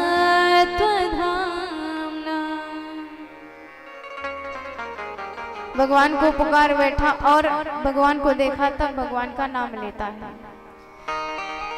सोन्तः सरस्युर्बलेन गृहीत आर्तो दृष्ट्वा गरुत्मतिम हरिम ख उपात्त चक्रम उत्क्षिप्य सामुजकरम गिरमाह कृच्छ्रा नारायणे खिल गुरो भगवन नमस्ते। भगवान ने डूबती हुई सूंड पकड़ा, बाहर निकाला, मगरमच्छ समेत चक्र सुदर्शन से ग्राह के मुख फाड़ दिए और गजेंद्र के प्राणों की रक्षा करी। और इस गजेंद्र मोक्ष को जो भी सुनता है उसके जीवन में बड़े से बड़े संकट भी टल जाते हैं। तो गजेंद्र की तरह भगवान को पुकारिए, भगवान अवश्य रक्षा करने पधारेंगे। कमी हम में है क्योंकि हम भगवान को पुकारना नहीं जानते। जिस दिन पुकारना जान जाएंगे उस दिन भगवान के आने में देर नहीं लगेगी, एक क्षण का भी। बोले भक्त वत्सल भगवान की जय हो। आइए बड़े भाव से हम सब भी मिलजुल के अपने प्यारे सरकार को पुकारते हैं कि हमें भी इस दुनिया से हटाकर अपने शरण में ले लें। बोले भक्त वत्सल भगवान की जय हो। हमको भव से लगा दो किनारे प्रभु, हमको भव से लगा दो किनारे प्रभु, तेरी हो जाऊंगी, तेरे गुण गाऊंगी, तेरे गुण गाऊंगी, तेरी हो जाऊंगी। हमको भव से लगा दो किनारे प्रभु, हमको भव से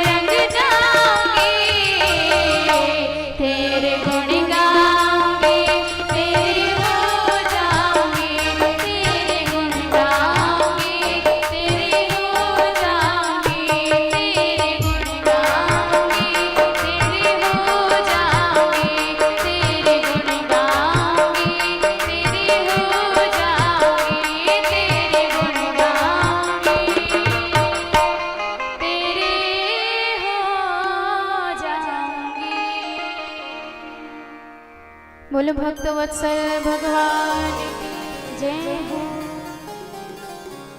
इस तरह भगवान ने हरि अवतार धारण करके गजेंद्र के प्राणों की रक्षा करी।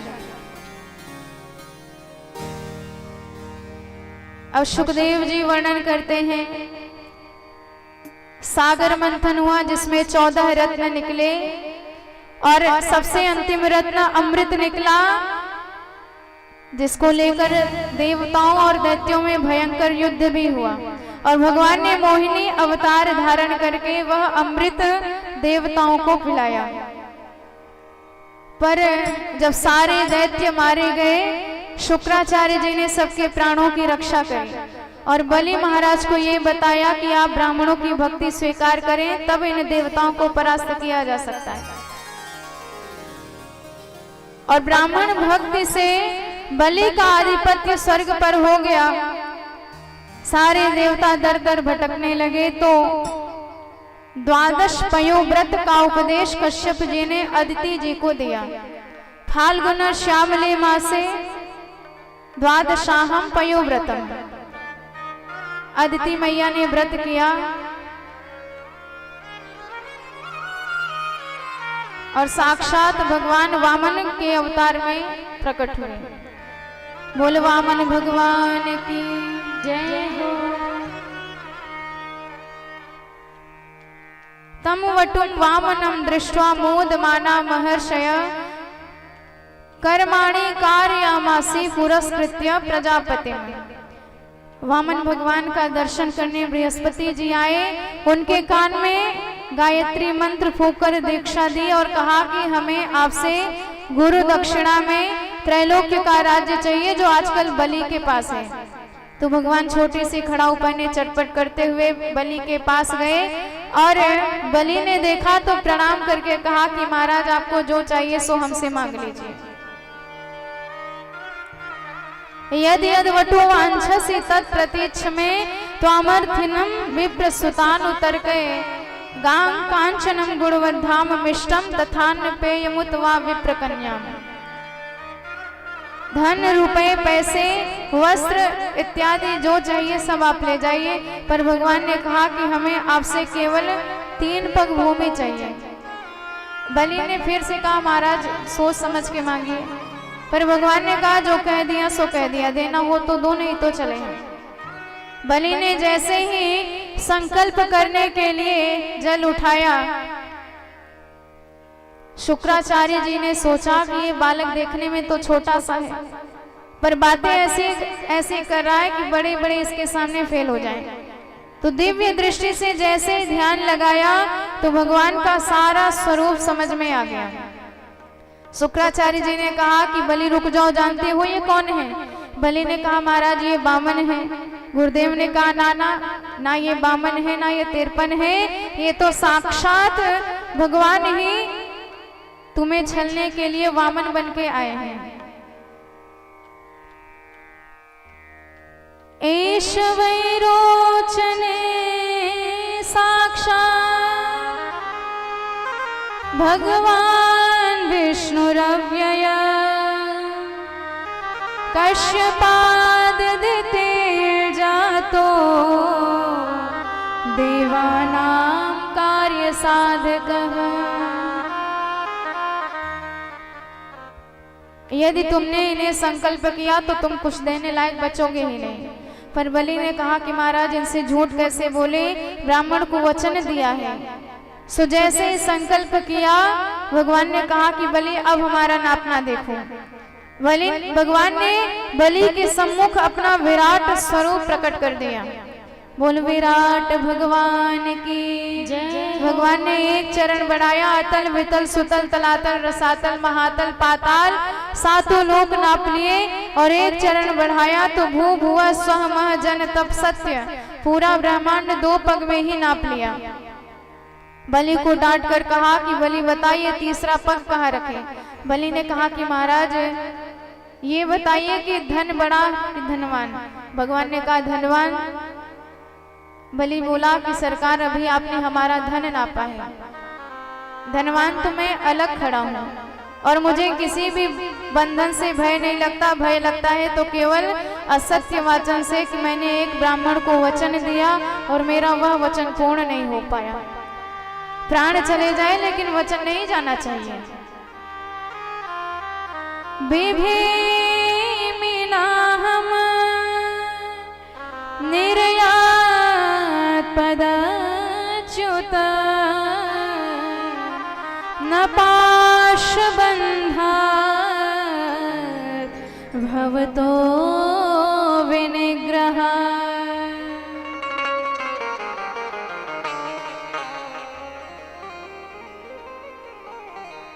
तो उसने कहा पदम तृतीयम कुरु शेष निमेजम।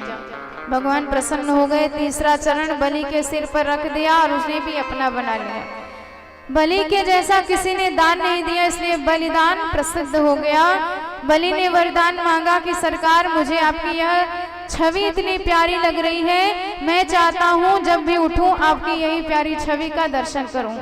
तो भगवान को बलि के दरवाजे पर द्वारपाल भी बनना पड़ा। यन्नो सुराणामपि दुर्गपालो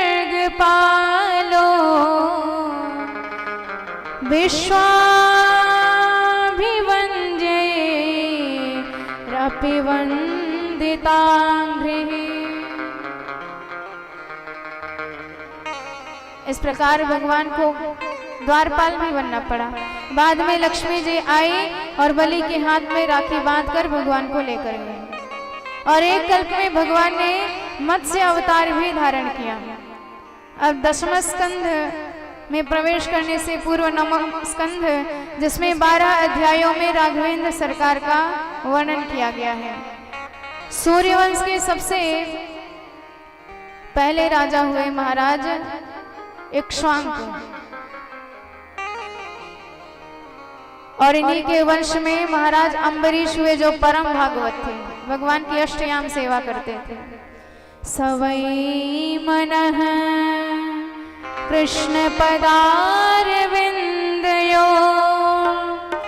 वचांसि वैकुण्ठ गुणानुवर्णने करो हरे मंदिरमार्जनादिषु श्रुतोचकार च्युत सत्कथोदये।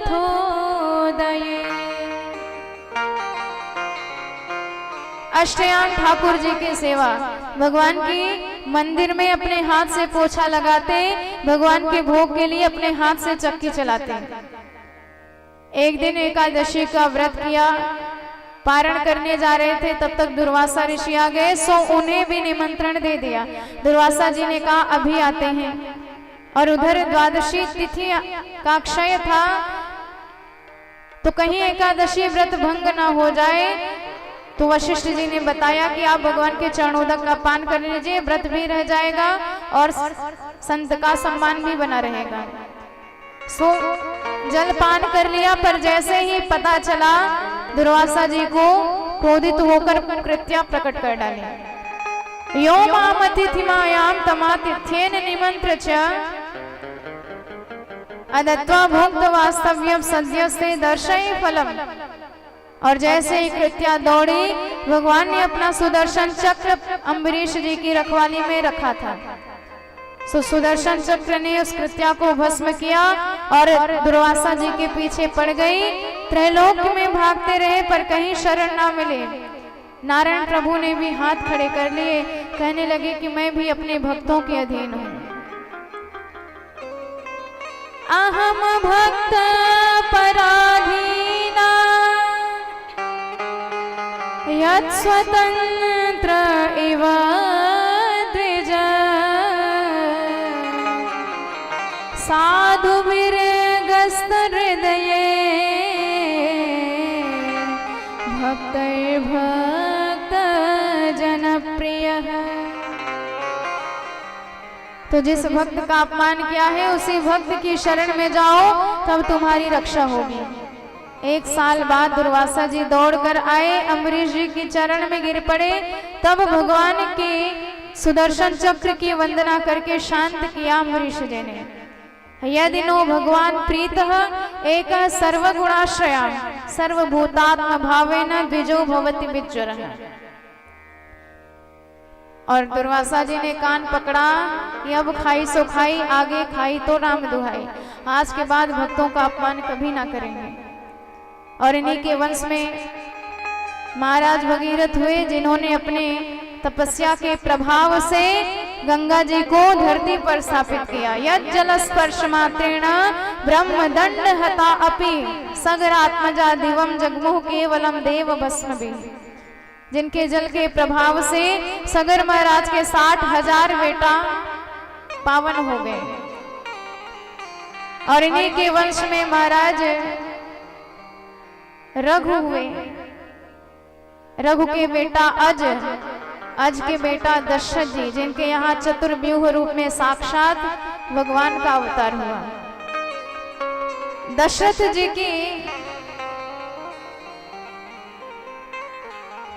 जी पूर्व जन्म में मनु महाराज थे, सो भगवान की तपस्या करी थी और भगवान से वरदान मांगा, चाहो तुम्हें समान सुत प्रभु सन कमन दुराओ। भगवान ने कहा अपने जैसा खोजने कहा जाए, नृप तव तनय हो मैं आऊं, मैं आपका पुत्र स्वयं बन के आऊंगा। और दशरथ जी के रूप में इन्हें कोई संतान नहीं हुई। गुरुदेव की शरण में गए, पुत्र कामेष्ट यज्ञ करवाया, साक्षात अग्निदेव खीर लेकर प्रकट हुए और उसी खीर प्रसाद को तीनों रानियों ने खाया और तीनों गर्भवती हुई। और जब प्रभु के प्राकट्य का सुंदर दिन आया तो काल भी परम शोभायमान हो गया। चैत्र मास के शुक्ल पक्ष के नवमी तिथि में जब 5 ग्रह अपने उच्च में स्थित थे, तब भगवान का अवतार हुआ। मां कौशल्या के सामने भगवान अपने चतुर्भुज रूप में प्रकट हुए। सशंख चक्रम सकिरीट कुंडलम सपीत वस्त्रम सरसीरुहेक्षणः सहार वक्षस्थल कौस्तुभश्रियम नमामि विष्णुम शिरसा चतुर्भुजम। मैया तो प्रणाम करने लगे, साक्षात भगवान प्रकट हुए हैं।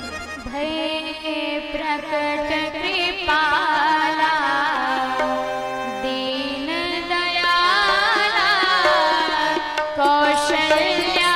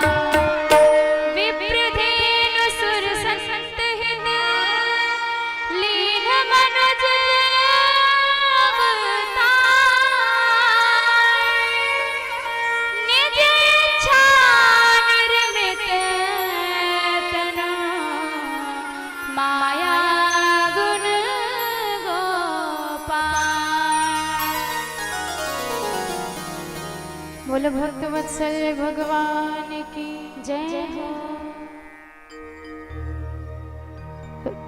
राम जी जब प्रकट हुए और शिशु रूप में परिणित होकर भगवान ने रुदन किया तो सारे अवधपुरी में आनंद की लहर दौड़ गई। दशरथ जी परम प्रसन्न हुए, सुन शिशु रुदन परम प्रिय बानी, संभ्रम चली आई सब रानी। चारों तरफ आनंद की लहर दौड़ी। नामकरण का अवसर आया तो गुरुदेव वशिष्ठ को बुलाया गया और चारों कुमार गुरुदेव की गोदी में दिए गए हैं। वशिष्ठ जी देखकर परम प्रसन्न हो गए। जो सारे वेदों का सिद्धांत है, जिसे बड़े बड़े मनस्वी यशस्वी तपस्वी अपने ध्यान में भी नहीं पाते, वही आज रूप धारण करके मेरी गोदी में विराजमान है। तो जिनका कोई रूप नहीं होता, जब आज वही साकार बने हैं तो उनका नाम भी तो रखा जा सकता है। तो हमें राम तत्व पाना है। तो यदि जीवन में आप राम तत्व पाना चाहते हैं तो सबसे पहले छोटे कुमार की शरण ग्रहण करनी पड़ेगी, तभी आप राम तत्व तक पहुंच पाएंगे। तो आइए श्रवण करते हैं कि गुरुदेव सबसे छोटे कुमार का क्या नाम रखते हैं। जाके सुमिरन तेरे पुनासा, जाके सुमिरन तेरे पुनासा, नाम शत्रुघ्न वेद प्रकाशा, जाके सुमिरन तेरे पुनासा, नाम शत्रुघ्न वेद प्रकाशा, जाके सुमिरन तेरे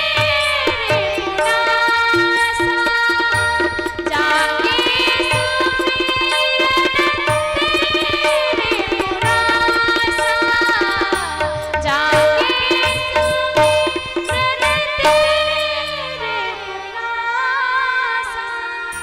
बोल शत्रुघ्न लाल की। तो सबसे पहले कुमार का नाम रखा है शत्रुघ्न, अर्थात जिनका स्मरण करते ही हमारे हृदय में जितने भी काम क्रोध मद लोभ छल कपट ईर्ष्या द्वेष जैसे शत्रु भरे पड़े हैं, सब दूर हो जाएंगे और आपका हृदय भवन खाली हो जाएगा। और जब हृदय भवन खाली होगा तो अपने आप लक्ष्य बन जाएगा भगवान के चरणों से। और जब भगवान के चरणों से दृढ़ प्रेम बन गया, लक्ष्य बन गया, तो दूसरे कुमार प्रकट हो जाएंगे जिनका नाम रखते हैं लक्ष्मण। लक्षण धाम सुराम प्रिय सकल जगत आधार, गुरु वशिष्ठ ते ही राखी हो लक्ष्मण नाम उदार। बोले लखन लाल की जय हो। और जैसे ही आपका लक्ष्य सुदृढ़ बना कि अब भगवान के चरणों में प्रेम करेंगे, उसी वक्त आपके हृदय का तार भगवान के हृदय से जुड़ जाएगा। और जब तार जुड़ जाएगा तो आनंद आपके हृदय में भी आना प्रारंभ हो जाएगा। और जब वह आनंद सागर भर जाएगा हृदय में, तब हमारे प्रभु जो शीर सिंधु में विहरण करते हैं वह आपके हृदय में प्रकट होंगे। सो पहले आनंद का सागर भरना आवश्यक है, और बिना इनके भरे प्रभु आने वाले नहीं, क्योंकि इनको हमेशा भरा भरा ही पसंद रहता है। तो आइए श्रवण करते हैं। हमारे तीसरे सरकार प्रकट होते हैं तो उनका क्या नाम रखते हैं। विश्व भरण पोषण कर जोई, विश्व भरण पोषण कर जोई, विश्व भरण पोषण कर जोई, विश्व भरण पोषण कर जोई, ताकर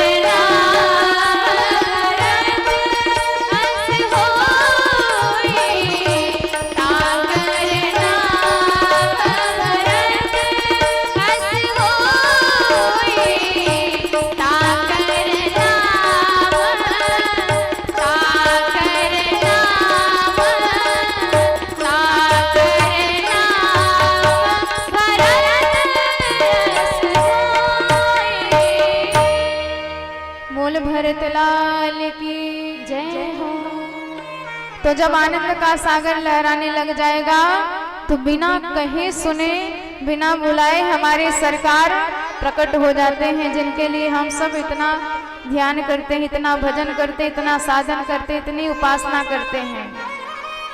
और जब वो आएंगे तो जीवन आनंदमय बन जाएगा। वो मंगल के भवन है, पावर हाउस से जैसे पावर मिलता है सबको, ऐसे भगवान है, मंगल के भवन है, आनंद के भवन है। इनसे जुड़ने के बाद सदा सुख सदा आनंद ही आनंद मिलेगा। बोल भक्तवत्सल भगवान की जय हो। जो आनंद सिंधु सुख राशि,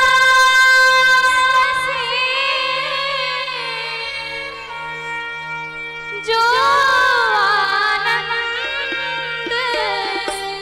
सिंधु सुख राशि,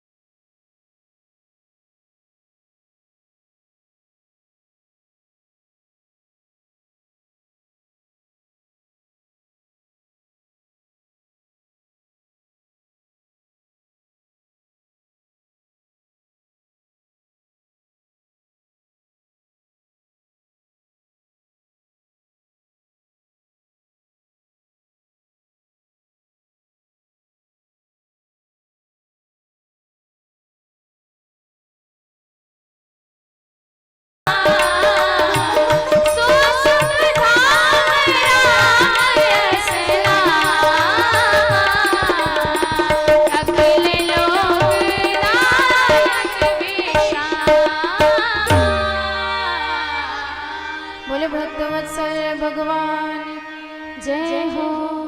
तो इस प्रकार चारों कुमारों का नामकरण हुआ और मिथिला में ही चारों कुमारों का एक साथ विवाह हुआ। प्रभु राम को सीता लखन समेत वनवास जाना पड़ा, जहां पर सीता हरण हुआ और सीता जी की खोज में हनुमान जी से मित्रता हुई और सीधे रावण का वध करके भगवान सीता जी समेत अयोध्या आए और 11,000 वर्षों तक यहाँ रहे। तत्पश्चात अपने साकेत धाम गए समस्त अयोध्या वासियों के साथ। बोल अयोध्या नाथ की जय हो। अब 10वें स्कंद में सुखदेव जी से परीक्षित जी ने कहा कि आपने तो राम जी की चर्चा सुनाई, पर मेरे प्यारे कृष्ण जी की चर्चा, जिनकी कथा सुनने के लिए हम कब से विराजमान हैं। कथितो वंश विस्तारो भवतः सोम सूर्ययो राज्ञा चोभय वंश्यानां चरितम परमाद्भुतम यदोष धर्मशीलस्य नितरां मुनि सत्तमः तंत्राश्येन अवतीर्णस्य विष्णुर्वीर्याणि शंसनः।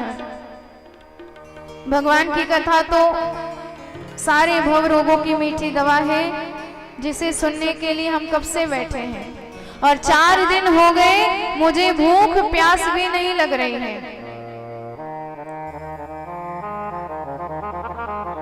नैसाति दो सहाक शुन्मां त्यक्तो दाम पिबादते पिबंते त्वन्मुखाम्बोजं च्युतम हरि कथामृतम। क्योंकि आपके मुख से जो भगवान की कथामृत प्रवाहित हो रही है, इतना रस बह रहा है, किसी रस को पीकर मैं तृप्त हो गया, मुझे भूख प्यास पता ही नहीं लगती। आप तो मुझे प्यारे सरकार की कथा सुनाइए। सुखदेव जी कहते हैं, जब जब धर्म की हानि होती है, संतों पर अत्याचार होता है, तो धरती इतनी व्यथित हो जाती है कि भगवान की शरण में जाती है। और कंस जैसे अत्याचारी राजा का जब अत्याचार बढ़ा, पापियों के पाप से इतनी पीड़ित हो गई धरती कि गौ का रूप बनाकर भगवान की शरण में गई। तो भगवान ने उन्हें वचन दिया कि देवी आप चिंता मत करिए, हम स्वयं वसुदेव जी के घर बेटा बन के आ रहे हैं। वसुदेव गृहे साक्षात्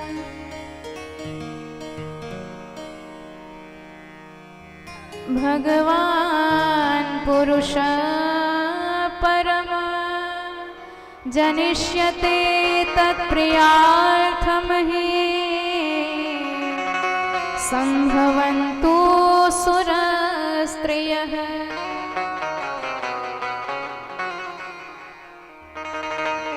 पृथ्वी मैया संतुष्ट होके आई। इधर कंस का अत्याचार मथुरा में बढ़ता ही चला गया। एक दिन तो अपने पिताजी को ही जेल खाने में कैद कर दिया, उग्रसेन जी को ही। सारी प्रजा त्राही त्राही करने लगी कि इतना दुष्ट राजा। कंस ने सोचा कि हमारी छवि कुछ ज्यादा ही बिगड़ गई है, तो चलो ऐसा काम किया जाए जिससे प्रजा को लगे कि हम दयालु राजा हैं। तो अपनी बहन देवकी का विवाह वसुदेव जी के साथ तय कर दिया और विवाह होने के पश्चात विदाई जब होने लगी तो बहन का रथ स्वयं हाँकने लग गया और आंसू बहाने लगा। देवताओं ने देखा तो धड़कन तेज हो गई कि यदि इसी तरह ये करता रहा तो देवकी मैया का लाडला बना रहेगा, और यदि ये देवकी मैया का लाडला बना रहा तो देवकी नंदन इसे मारेंगे कैसे। तो देवताओं ने आकाशवाणी कर दी, अस्या स्वामष्टमो गर्भो हन्तायां वहसे बुधः। आकाशवाणी हुई कि अरे अबुध अज्ञानी कंस, जिस बहन के विवाह में तू इतना आनंदित हो रहा है, इतना रुदन कर रहा है, उसी बहन का 8वां लाल तेरा काल होगा। सारी प्रीति कंस की गायब हो गई। दौड़ करके देवकी मैया के बाल पकड़ लिए, तलवार उठाई कि अभी वध कर दूंगा इसका, कि वसुदेव जी चरणों में गिर पड़े। कहने लगे कि महाराज कितना बड़ा आपका प्रताप है, कितनी महिमा है आपकी, और आप एक स्त्री का वध करेंगे, वो भी अपनी बहन का, जो छोटी बहन बेटी के बराबर होती है। ऐसा तवानुजा बाला कृपणा पुत्री कोपमा हन्तुम नार्हसि कल्याणम् इमां त्वं दीनवत्सला। वसुदेव जी ने कहा कि रही बात मृत्यु की, वो तो जिस दिन प्राणी जन्म लेता है उसी दिन उसकी मृत्यु निश्चित हो जाती है। मृत्युर्जन्मयता वीर देहेन सह जायते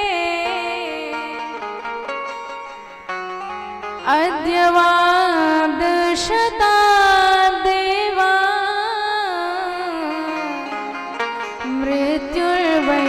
प्राणिनम ध्रुवः। तो जो मृत्यु निश्चित है उस मृत्यु के लिए आप इतना घबराते क्यों हैं। कंस ने कहा जब होगी तब होगी, लेकिन ये जो मेरे काल को जन्म देगी उसका क्या करें। जो मेरे काल को जन्म दे उसको तो नष्ट कर ही देंगे हम। वसुदेव जी ने समझाया महाराज आपको इसके बच्चों से खतरा है, इससे नहीं, तो मैं वसुदेव आपको वचन देता हूँ कि सारे बच्चे मैं आपको सौंप दूंगा। तो वसुदेव देवकी जी को जेल खाने में बंद कर दिया। कालांतर में 6 बेटा हुए, 6 का वध कर दिया कंस ने। और 7वें पधारे शेष जी, भगवान को चिंता हुई, योग माया का स्मरण किया और कहने लगे कि योग माया तुम इनका हरण करके रोहिणी मैया के गर्भ में पहुंचा दो, और नंद भवन में नंद रानी के गर्भ से कन्या बन के पैदा हो, और मैं वसुदेव जी के घर 8वां पुत्र बन के पैदा होऊंगा। मेरे पिता मुझे नंद भवन छोड़ देंगे, आपको लेके आएंगे, कंस आपको मारने लगेगा तो अपना रूप दिखा देना, फिर देखो तुम्हारी कैसी पूजा होती है।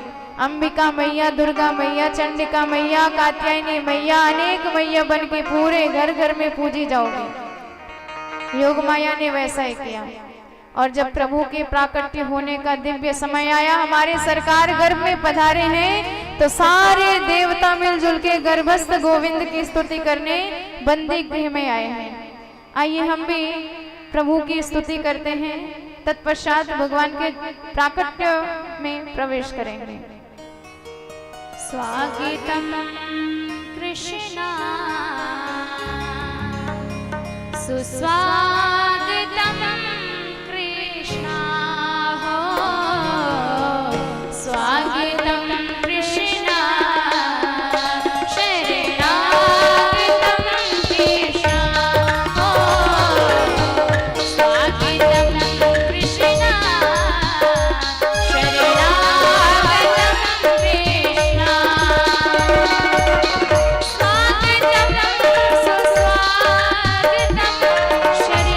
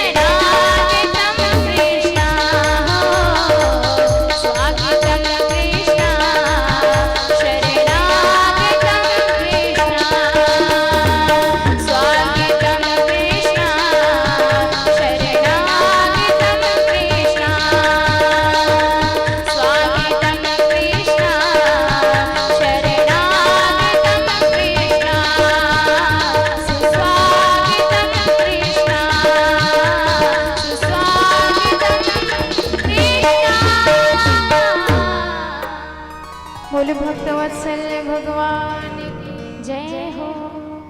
भाद्र मास में कृष्ण पक्ष की अष्टमी तिथि के दिन बुधवार को मध्य रात्रि के समय भगवान बंदी गृह में देवकी मैया के समक्ष प्रकट हुए और जैसे ही इतने अद्भुत बालक का दर्शन किया मैया ने तो परम गदगद हो गए।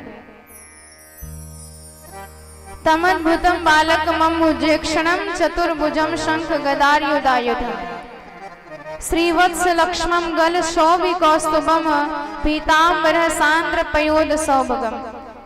भगवान का दर्शन करके इतनी गदगद हो गई देवकी मैया और तुरंत प्रभु छोटे से रूप में परिणत हो गए और आदेश दिया कि मुझे यहाँ से सीधे नंद भवन पहुंचा दीजिए। जैसे ही सूप में लिटाकर वसुदेव जी ने अपने शीश पर धारण किया तो सारी हथकड़ी, सारी बेड़िया, सारे ताले खुल गए, सारे दरवाजे खुल गए, पहरेदार सो गए। शीश पर धारण करके तब प्रभु को वसुदेव जी चले। मार्ग में यमुना जी मिली, यमुना जी में प्रवेश किया। आकाश मंद मंद फुहार बरसा रहे हैं। शेषनाग पीछे छत्र तान करके अपने फड़ों का खड़ा हो गए। ववश पर्जन्य उपांशु गर्जिते शेषेन वगात वारी निवारेन फड़े। और यमुना पार करके सीधे नंद भवन पहुंचे। लाल को लिटाए, लाली को उठाए लेकर आए तो सारे हथकड़ी बेड़ी पुनः लग गए, सारे पर दरवाजे लग गए। कन्या गला फाड़ के रो बैठी और सारे पहरेदार चौकन्ने हो गए, जागृत हो गए। कंस को भनक पड़ी तो गिरते पड़ते आया, लाल की जगह लाली को पाया, अत्यंत घबराया पर उसने सोचा कि खतरा मोल लेना ठीक नहीं। और जैसे कन्या को उठाया पटकने ही जा रहा था कि आकाश में वह कन्या छूटकर पहुंच गई और अष्टभुजी रूप में परिणत हो गई। बोल दुर्गा मैया की जय हो। उन्होंने कहा कि मया हत्या मंद जाता खलु तवांत कृत यत्र क्ववा पूर्व शत्रुन माहिसीम कृपणानृथ। तुम्हें मारने वाला तो अन्यत्र कहीं प्रकट हो गया है। कंस ने पूछा देवी जी कहाँ पैदा हो गया? दुर्गा मैया ने कहा जाके खुद ढूंढ निकालना। कंस ने सब सैनिकों को आदेश दिया कि 1 महीने के भीतर जितने बालकों ने जन्म लिया है गोकुल में सबका वध कर डालो। और इधर हमारे प्रभु तो नंद भवन में विराजमान है। नंद स्वात्मज उत्पन्ना जाता लादो महामना आहूय विप्रान वेद ज्ञान स्नाता सुचिर अलंकृता। हमारे नंद बाबा 90 साल के डोकरा है गए पर छोरा छापन को छुनाए भयो। और एक दिन आया के घर संत महात्मन की मंडली आई, सो पक्के भगत संत के हैं। चकाचक भोजन करायो, सबरे संत तृप्त भय, पेट पे हाथ घुमायो, मोते आशीर्वाद निकर गयो, बाबा पुत्रवान भव। अब नंद बाबा ने एक शर्माए के कहने लगे महाराज या बुढ़ापे में कहाँ आशीर्वाद दे रो, अबे तो कछु भयो ना अब का है जाएंगे। संत ने कहा कि यदि हमारी वाणी है तो सत्य ही होगी, आप तो केवल भोजन को इंतजाम कर दो, हम भजन करे जाए फिर देखे संतान कैसे नए हुए। नंद बाबा ने सबरे भंडारे अपने खोल दिए और चकाचक संत भजन करवे लग गए। संतान गोपाल को पाठ भयो और 80 वर्ष की उम्र में नंद रानी को परम लाभ प्राप्त भयो। और जैसे ही पूरे गोकुल में खबर फैली कि हमारी नंद बाबा के यहाँ पुत्र जन्म होए वारो है, सबने 84 गज के लहंगा सिलवाए के तैयार कर लिए कि आई लहंगा चुनरी बधाई लेके जाएंगे।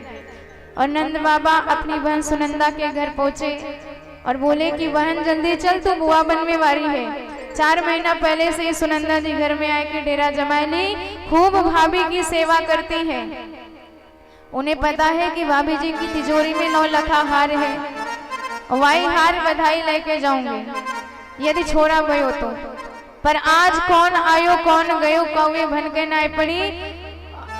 सुनंदा जी ने जैसे खिड़की के झरोके से झांका तो यशोदा मैया तो शयन करे, उन्हें होश न आए, पर बगल में एक नील कमल सा लल्ला। और जो ही लल्ला की बाकी छवि का दर्शन किया, शोभा प्रभा आभा का दर्शन किया। आनंद में इतनी भर गई कि है गयो कहती भई पूरे गली में डोलने लग गई। ब्रजवासियन ने पूछी बहन का भयो?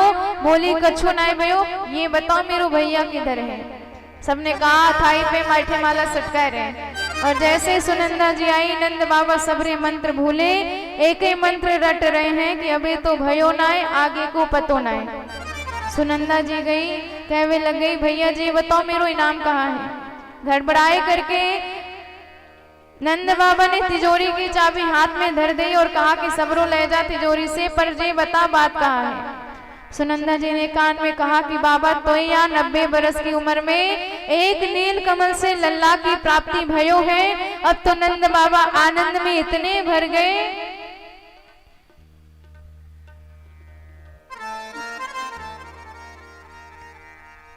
और जैसे इस सबन ब्रजवासियन को पता चले कि हमारे नंद बाबा के यहाँ पुत्र को जन्म भयो है, सबरे ब्रजवासी पगड़ी बांध करके दही माखन मिश्री के मटका ले के बधाई आए लग गए। नंद बाबा तो या उम्र में छोरा को जन्म को बारंबार बधाई। और पूरे नंद भवन में धूम मची है, क्योंकि आनंद देने वाले आनंद निधान प्रकट हुए हैं आज। तो आइए बड़े भाव से हम सब भी उसी नंद के आनंद में मन को समर्पित करें। बोल भक्त वत्सल भगवान की जय हो। आज भयो ललना, आज भयो, देखो आज भयो ललना। है आनंद नंद बाबा के, है आनंद नंद बाबा के, द्वारे सभी चलना।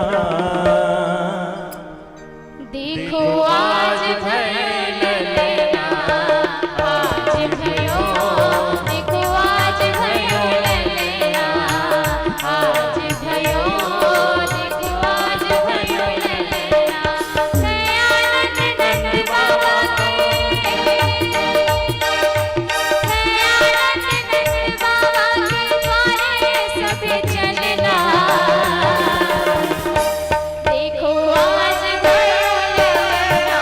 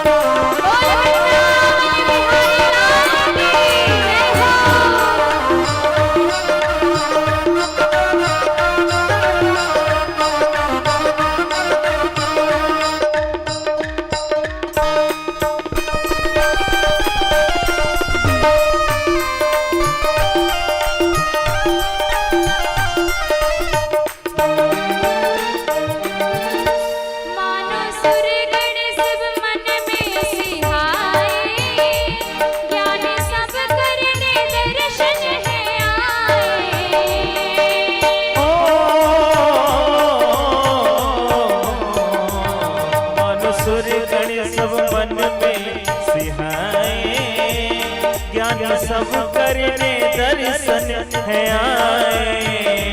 मानो सुर गण सब मन में सिहाए, ज्ञानी सब करने दर्शन है आए।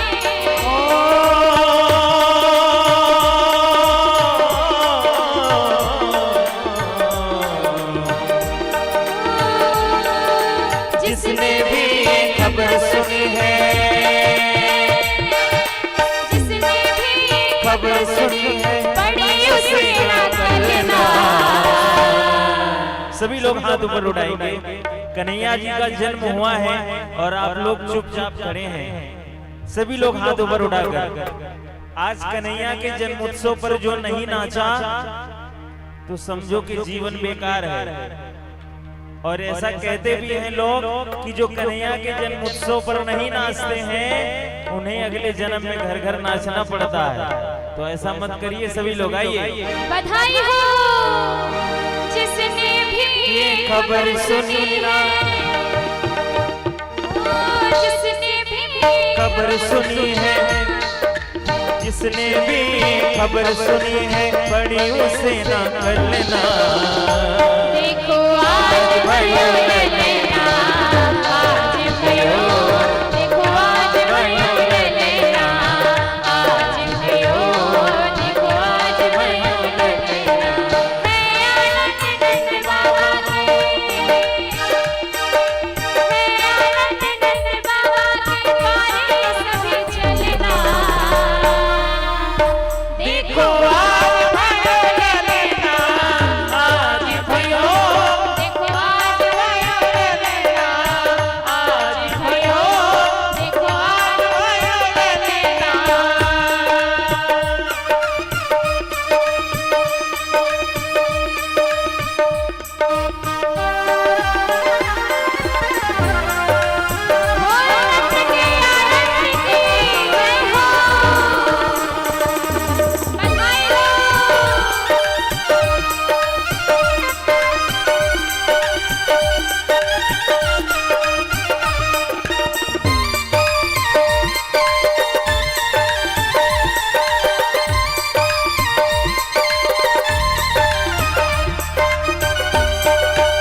जय जय श्री राधे।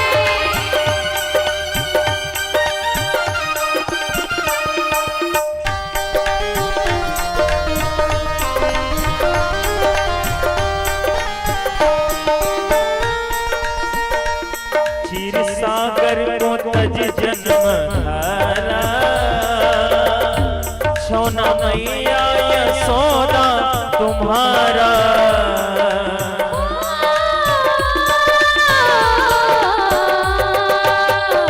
क्षीर सागर को तज जन्म धारा, सोना मैया यशोदा तुम्हारा। क्षीर सागर को तज जन्म धारा, सोना मैया यशोदा तुम्हारा। नर नारी चर्चा करते हैं,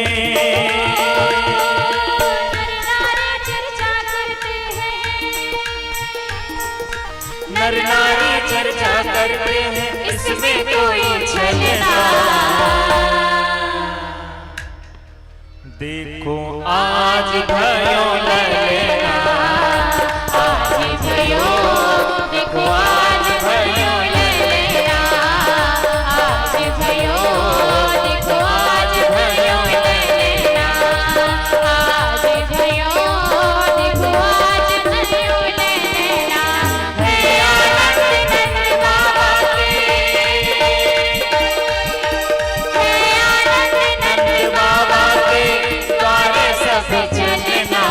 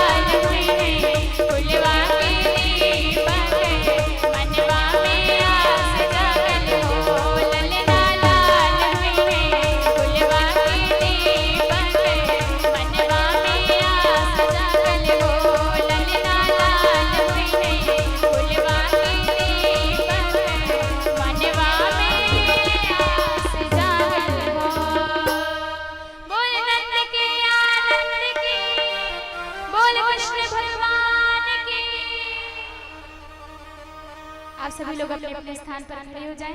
आइए हम सभी लोग भागवत भगवान की आरती करते हैं। तत्पश्चात दिव्य आरती एवं प्रसाद आप सभी लोग ग्रहण करेंगे।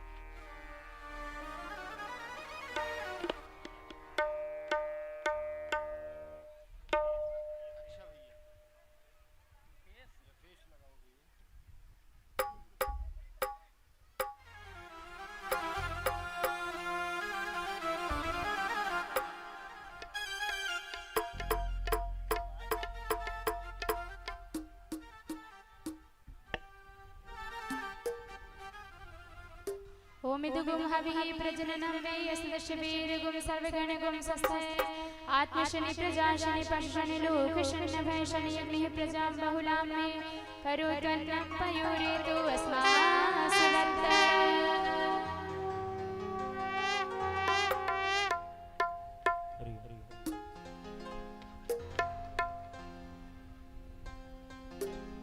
लालन की हो प्रतिपालन की, लालन की हो प्रतिपालन की, सब आरती उतारो मेरे लालन की, सब आरती उतारो मेरे लालन की। लालन की हो प्रतिपालन की, लालन की हो प्रतिपालन की, सब आरती उतारो मेरे लालन की, सब आरती उतारो मेरे लालन की।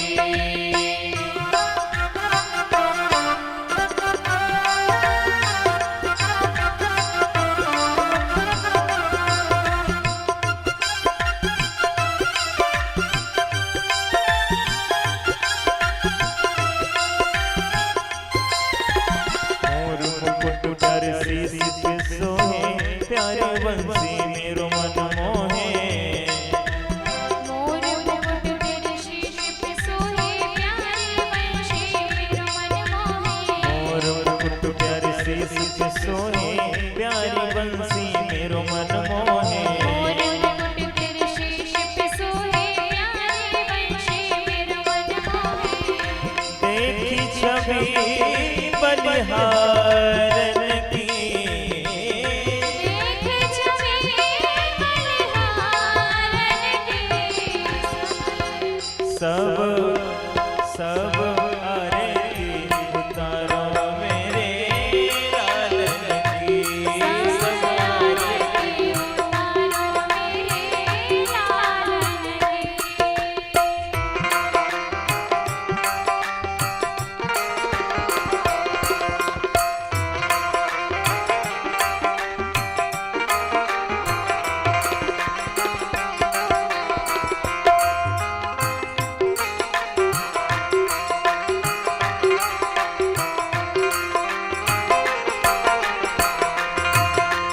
चरणों से निकली गंगा प्यारी, जिसने सारी दुनिया तारे। चरणों से निकली गंगा प्यारी, जिसने सारी दुनिया तारे। चरणों से निकली गंगा प्यारी, जिसने सारी दुनिया तारे। चरणों से निकली गंगा प्यारी, जिसने सारी दुनिया तारे।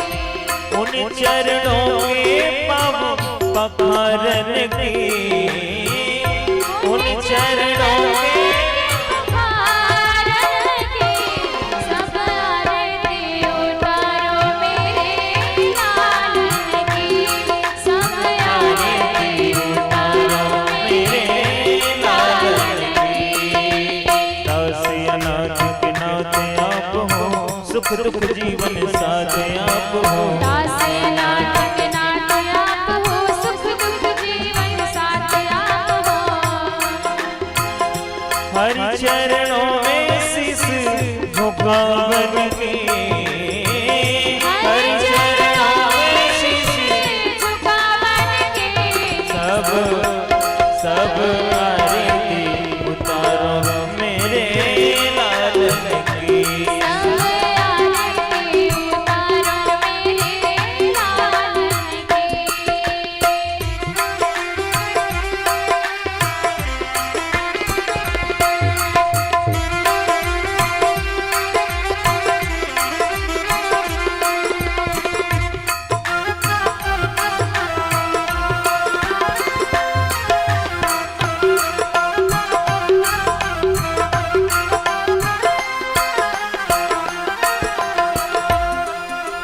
श्री हरिदास के प्यारे तुम हो मेरे मोहन जीवन धन हो। श्री हरिदास के प्यारे तुम हो मेरे मोहन जीवन धन हो। श्री हरिदास के प्यारे तुम हो मेरे मोहन जीवन धन हो। श्री हरिदास के प्यारे तुम हो मेरे मोहन जीवन धन हो। देखियो गले छवि ओ देखियो गले छवि बलिहारन की। सब सब आरती उतारा मेरे लालन की। सब आरती उतारो मेरे लालन की।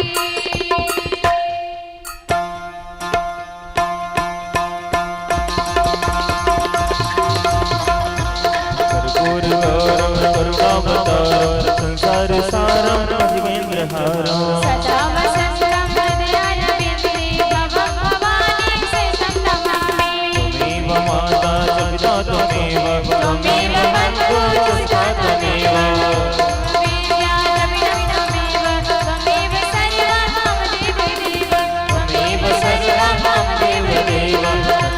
वंशी वारे गोकुल के राजा मेरी अखियां तरस रही अब तो आजा।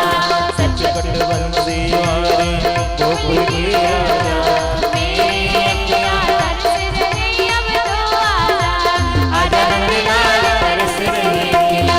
आजा नंदलाल तरस रही अखियां। तरस रही अखियां। तरस रही अखियां। तरस रही अखियां बरस रही अखियां। आजा नंदलाल तरस रही अखियां। आजा नंदलाल तरस रही अखियां। आजा नंदलाल तरस रही अखियां। नंद के आनंद भयो जय कन्हैया लाल की। नंद के आनंद भयो जय कन्हैया लाल की। नंद के आनंद भयो जय कन्हैया लाल की। नंद के आनंद भयो जय कन्हैया लाल की। नंद के आनंद भयो जय कन्हैया लाल की। नंद के आनंद भयो जय कन्हैया लाल की। श्री कृष्ण गोविंद हरे मुरारी हे नाथ नारायण वासुदेव।